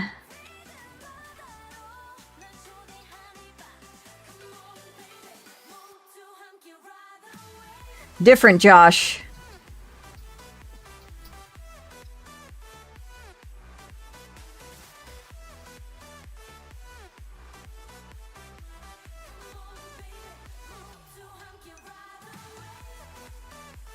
Ah.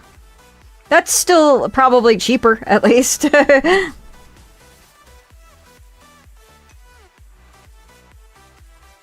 Yeah,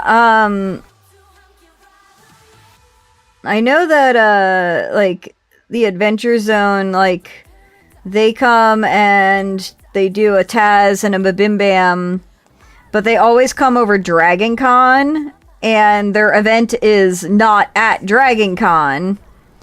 And so if I ever want to attend the Adventure Zone, I have to like leave Dragon Con and to do it, and I don't leave Dragon Con for any reason. So I did get a photo with Travis, like, because there was one year where he just came to Dragon Con and he did the photo sessions. And so I got a photo with him in a cosplay of his character. And he was great.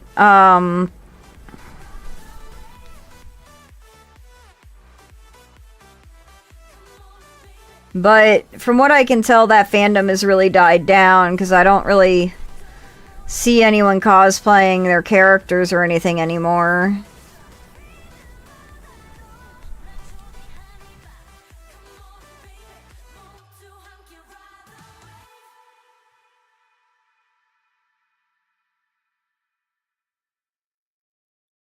Yeah, so, the Adventure Zone, it's the Adventure Zone, abbreviated as Taz. Much like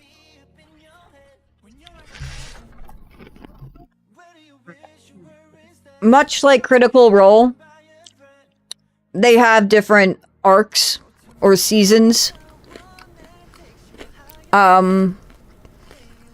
The longest being the first one, which is arguably the best one.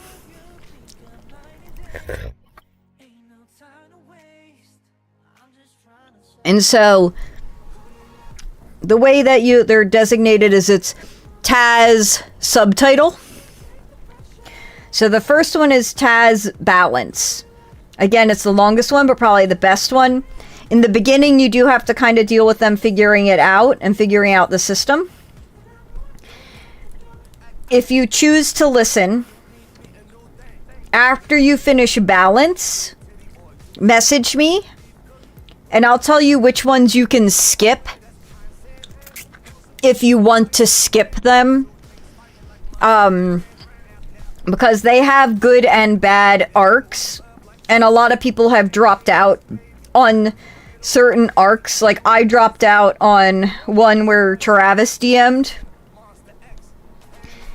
and because he just was not a good DM.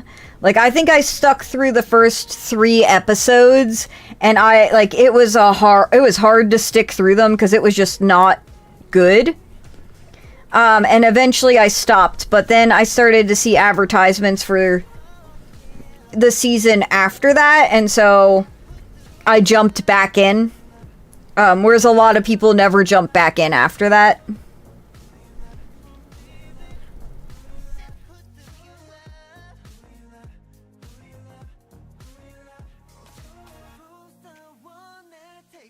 So, you can be like me and kind of muscle through some of the bad ones. Or, like I said, if you choose to listen after you finish Balance, reach out to me and I will tell you which ones you should listen to and which ones you can skip.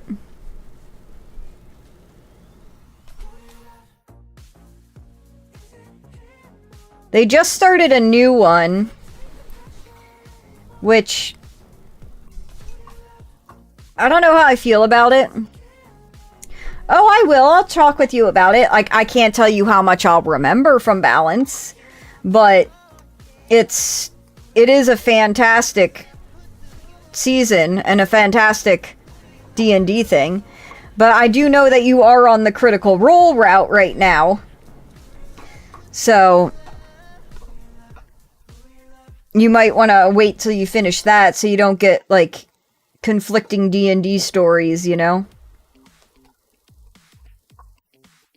Another thing that you might want to do, I don't know if you would like to, so the Adventure Zone is 3 brothers, Justin, Travis, and Griffin McElroy, and their father, Clint McElroy. And so part of what makes it fun is that Clint McElroy, like, Justin is, I think, two years older than me. Like, I'm 43, I think he's 45. Travis is, like, I think 2 or 3 years younger than me. And then Griffin's, like, even younger than that. And so Clint is probably in his 70s or 80s. And so you end up with, like, you know, a late 70s-year-old man trying to play D&D. And so what makes it more interesting is, one, he doesn't know how to play, and his sons kind of fucking rag on him for it, and you get that kind of sibling, like, shitting on your siblings, but, you know, they know that you love them, and so, you know, they take it. But you also get innovation, because Clint doesn't know how to play. He'll often be like, I want to do this. And Griffin, at least in Balance, because Griffin's the DM in Balance, he'll be like, you know what? Okay, I like this. Here's how you're going to do it, because it's not a traditional way you can do something in D&D, and he'll find a way to make it work. And so you get a little bit of funny and innovation from Clint, since he doesn't really fucking know what he's doing. And, spoilers, they've been doing this for how many fucking years now? Like, I don't know, at least, I don't know when they started, but it was probably earlier than 2017.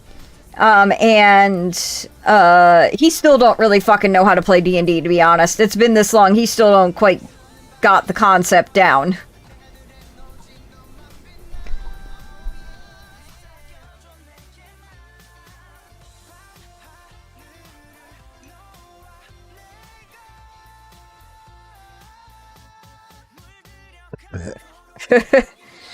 I love the definition. We have best friend Josh and husband Josh. We got Josh H and Josh BF. I guess Josh H works on multiple levels.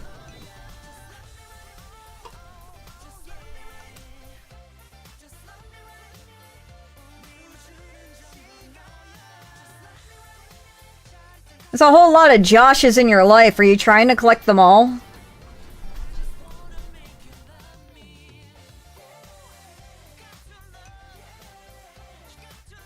Do we have, like, nicknames for them all, or are they all never in the same room?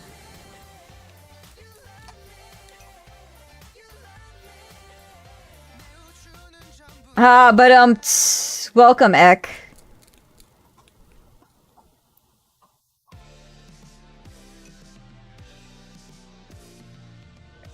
Josh 2.0.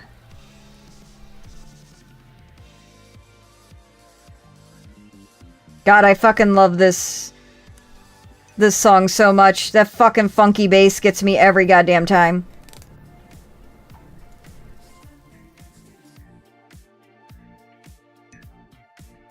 This whole album is great. Like, I am not a big Jungkook person, but this whole album was great.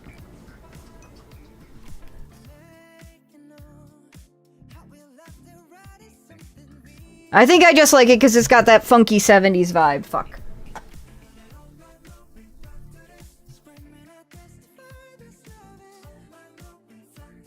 Thank you, Proj.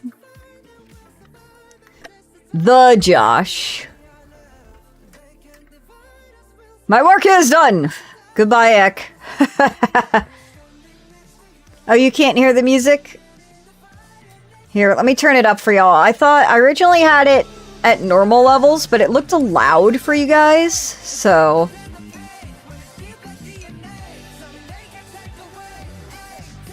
Alright, I upped it. Let me know if that's any better for you guys. I didn't want to have to shout over it.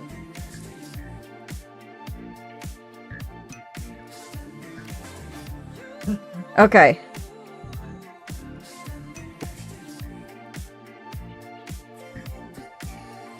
That's a fine level? Okay.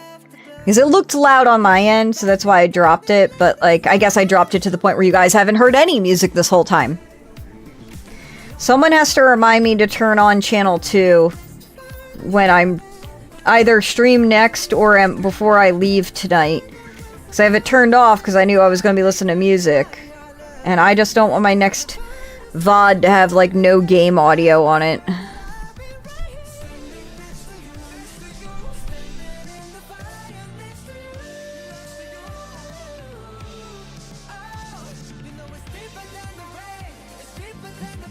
Did you get wet today, Ek?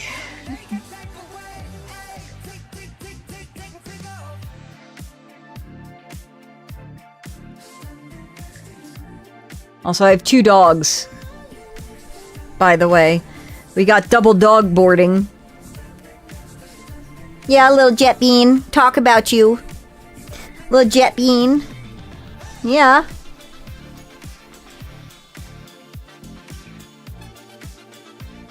Well, Jet Bean. I'm busy, Jet. We stand Jet in this house. She is a good doggo, and I love having her here. She is a big fan of sticks, and she likes running with them. We also have Kala, who is a little bit annoying. We got a tail wag out of that, like she heard her name. She's currently chewing on a bone. She likes to steal the bone I left for Jet. Yeah, she stole the bone I left for Jet. She was chewing on an antler. And then she was like, I'm done with this antler, and picked the bone. And I was like, alright, I guess. I guess Jet wasn't using it. That's fine.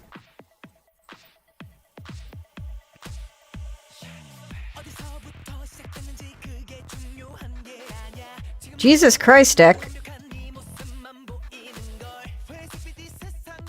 Please don't die.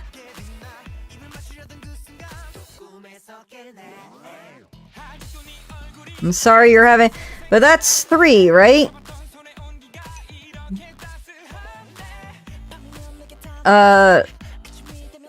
Everything comes in 3s, so... You got your 3 down, so it's all uphill from here. Dream girl.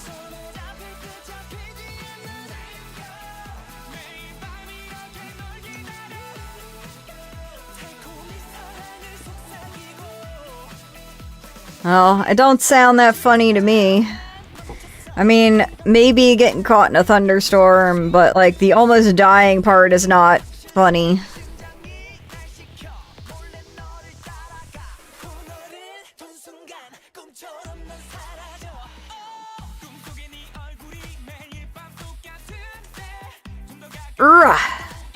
God, I'm like, we're so close to being done. But yeah, we're seam ripping upstairs because there were thunderstorms and the dogs were freaking out. And I put them in their crates and I was like, okay, they'll be fine. And then I walked away from them in their crates and they were like, and I was like, oh my god. One of them was trying to claw their way out of the crate. The other one's making a fuck ton of noise. And I was like, I have to sit upstairs with them or else they're just not going to calm the fuck down. So we are upstairs seam ripping instead of downstairs seam ripping. And we get to hang out on the scene I never use, which is my just chatting scene.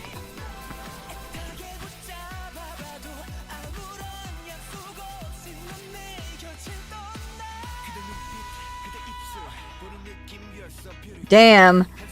Nah, man, yeah, whenever I'm turning, I always turn into the lane that's... Like, if I'm turning right, I'm staying in the right lane. And if I'm turning left onto a street, I am staying in the left lane. And that works out in all parties' favors because other people can also turn into the lane you are not in. I'm assuming as you were trying to do. Unless she was just turning into you on the road.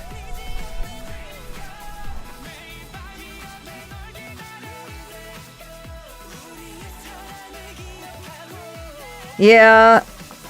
I mean, defensive driving is like the way to go. Where you see someone and you're like, I don't trust you, so we're just gonna like we're just gonna try and like anticipate you being a shit driver so I don't get hurt.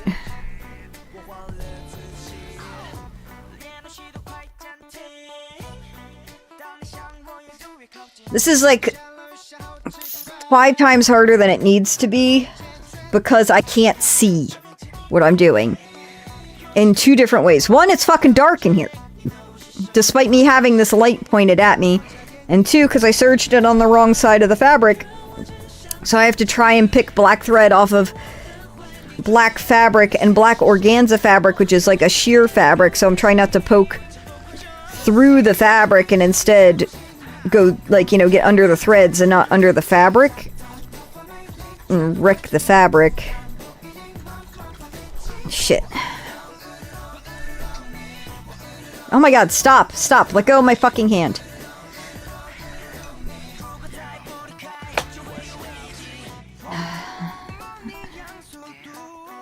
Won't help for what?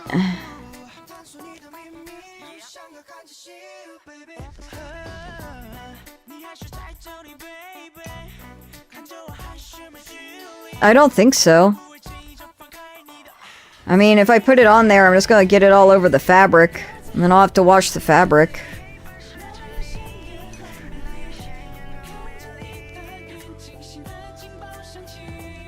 Oh.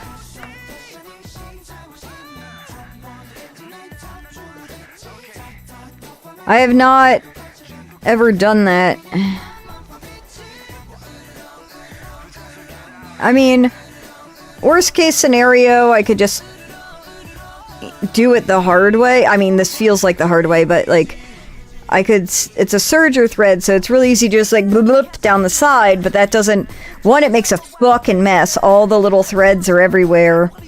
And then on top of that, like, it doesn't rip the like 2 top stitch threads out, and so you still have to go back and do this. But I would rather not. And that's why I'm kind of like doing it this way, because if I pull out the 2 top threads, then the loop threads, you can just rip them out. But I'm having a hard time getting the 2 top threads out, and my hand's starting to hurt. And because like I can't do it like this because it's all shadow, I have to like hold it like this so I'm getting the light. So it's hurting my hand a little bit as well. And you know, I have fucking arthritis now, so I'm trying not to take medication for it unless I need it, but it does make sense now with the thunderstorms why my hands are hurting so bad. My hand and my knee were hurting really bad yesterday and the day before. Now it's not just a weather knee, I now have weather hands too. I do need black vinyl. I wish I had a vinyl cutter. Okay, we now have a toy. At least we're, you know, we're using all the correct things. We're eating toys and bones. We're not, you know, destroying things we shouldn't be destroying.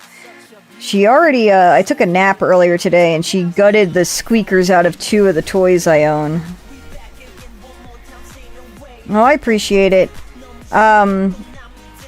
What I want it for is, I have, a sip plug for my mask. It's like a silicone plug that you can put a straw through that seals when the straw isn't in it.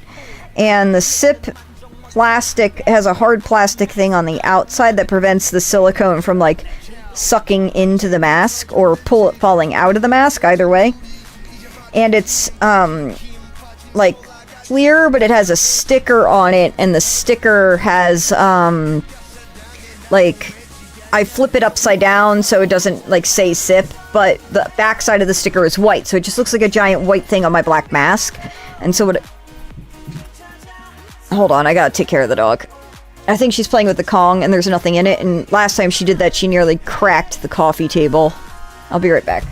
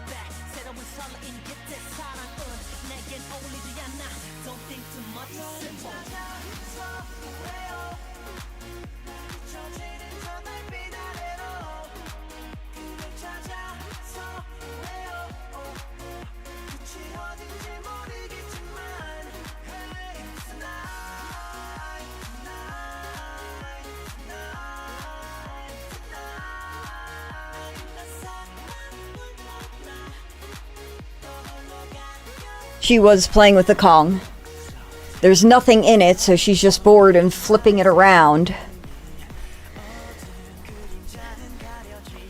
But yeah, so I want to get basically a little black circle for the sip plug so it blends in with my mask more. She's not gonna like it, but I'm probably gonna have to put her in her crate tonight. Just because of how destructive she's being. Given she's doing all the right things and eating all the toys, I just don't want her to be bored and then like chew my fucking shoes. Oof. That's a fucking early ass ride. Alright, good night, Ek. Get some rest. Put your phone down.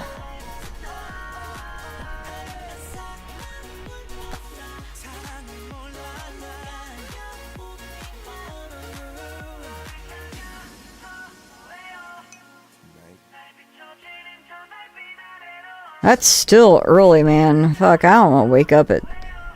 What are you doing up this late if you wake up at 5 in the fucking morning? Gross. I guess you work a shift that's like an early shift. I don't remember. Do you work a 4-day work week? That would make sense.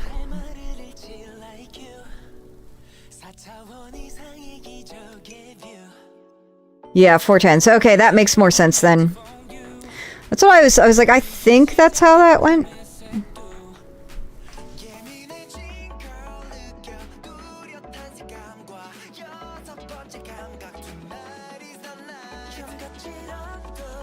Alright, good night, Ek. Get some rest.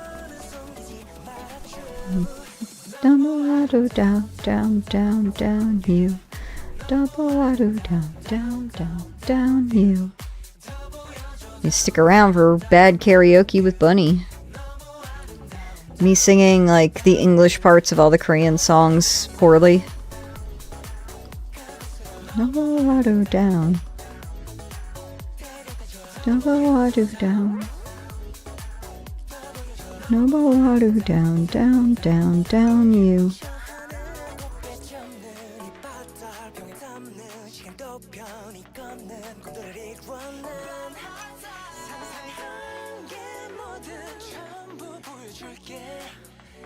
I don't do karaoke, you know that. Also, I'm not, like, taking my mask off when we're in the middle of a COVID peak as well.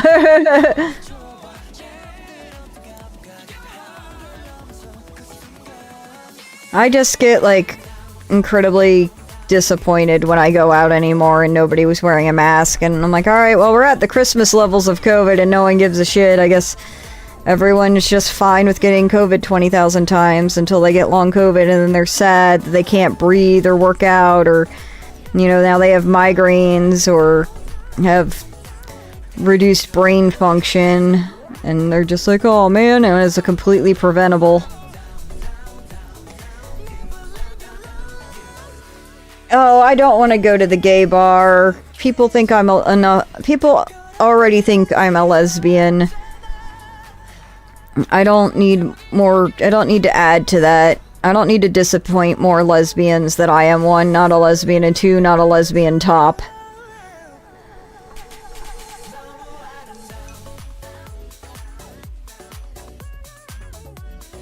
I still don't want to disappoint women.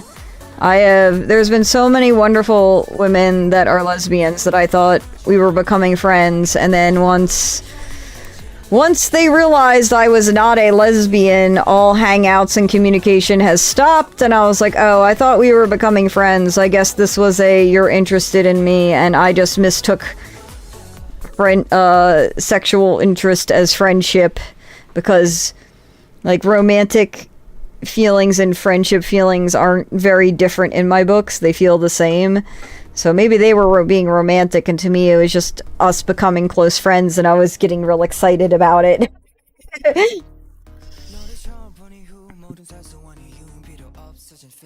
But I will say that the bonus is that there aren't any straight men there to ruin your night and hit on you. There is that. And I would love to make, more gay friends, both, in the broad sense of the term. But I, for some reason, always, I don't feel like I belong in a gay space being a heterosexual individual. And then 2, I always feel like, I can't make friends in this space because I am not part of this community.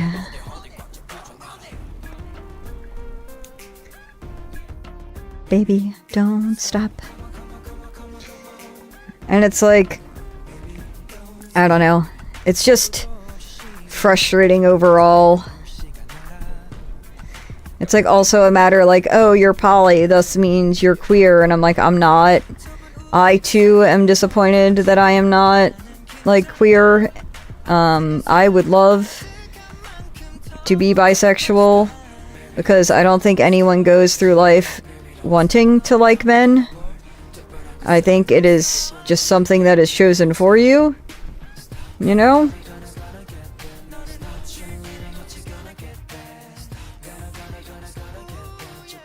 Nah, I don't need to, be, that kind of, person advertising, that I'm not gay. That's just straight up homophobic.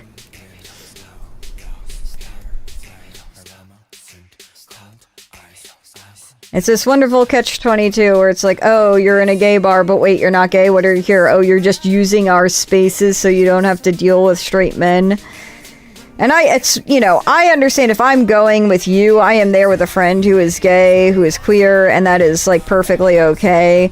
But I do feel, like I said, it limits me on making friends. Not that, I'm going to make friends, but it's just, I don't know. It's a weird vibe.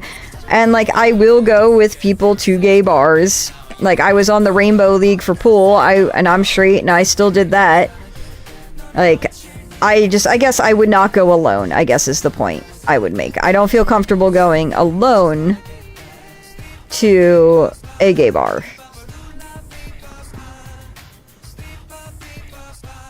Because while I am an ally and all of that, I am not an active participant.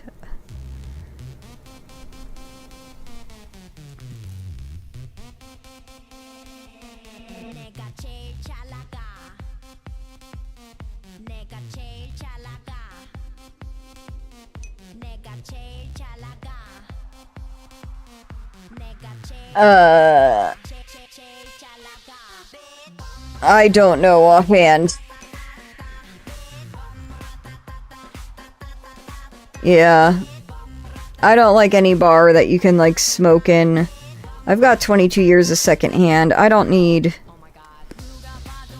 more fucking nicotine in my life.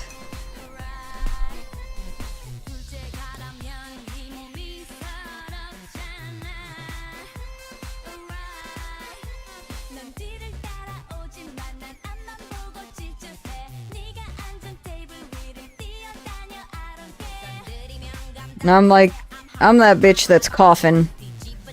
I'm like, look, it's not performative. It gets in my lungs. It bothers me. I don't want to smell like cigarettes later.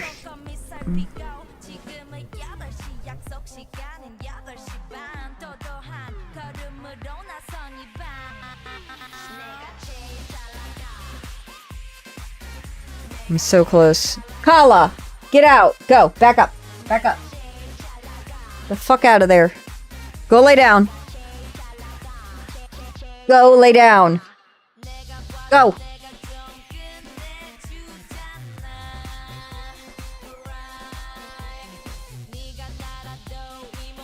You'd think she was a fucking puppy. Oh my god.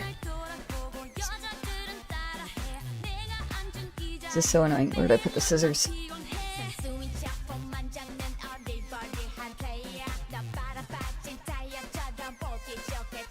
I will say, like, the stupidest way that, like, you know, I have proven to myself that, like, masks work is that I was, I have a stovetop smoker. And I hadn't, like, used it, like, in a very long time. And I was like, I want to smoke some of this frozen salmon I got. Let's use it. And I didn't, like, I forgot part of the directions, and it kind of smoked up the whole house. And it was, like, burning my eyes, and I was coughing, and I couldn't breathe. And so I put on my mask, and, like, instantly I could take a deep breath, and it didn't burn. And I was like, man, like, this is why they need masks for all those wildfires out in California, because, like, this really does make a big fucking difference. You know? Alright, let's double check. I think I'm done. I am done. Fuck yes. We're gonna end a little early tonight.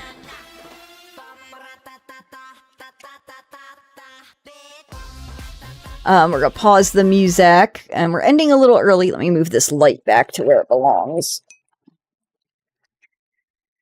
Because I'm done team ripping, the dogs are being a pain in the ass, and I'm not moving downstairs to stream from downstairs for 30 minutes. I'll probably still go down there, but not taking y'all with me. Alright, so to everybody on YouTube, thanks for watching and hanging out. I appreciate y'all being here. And everyone on TikTok, same deal. I appreciate y'all being here.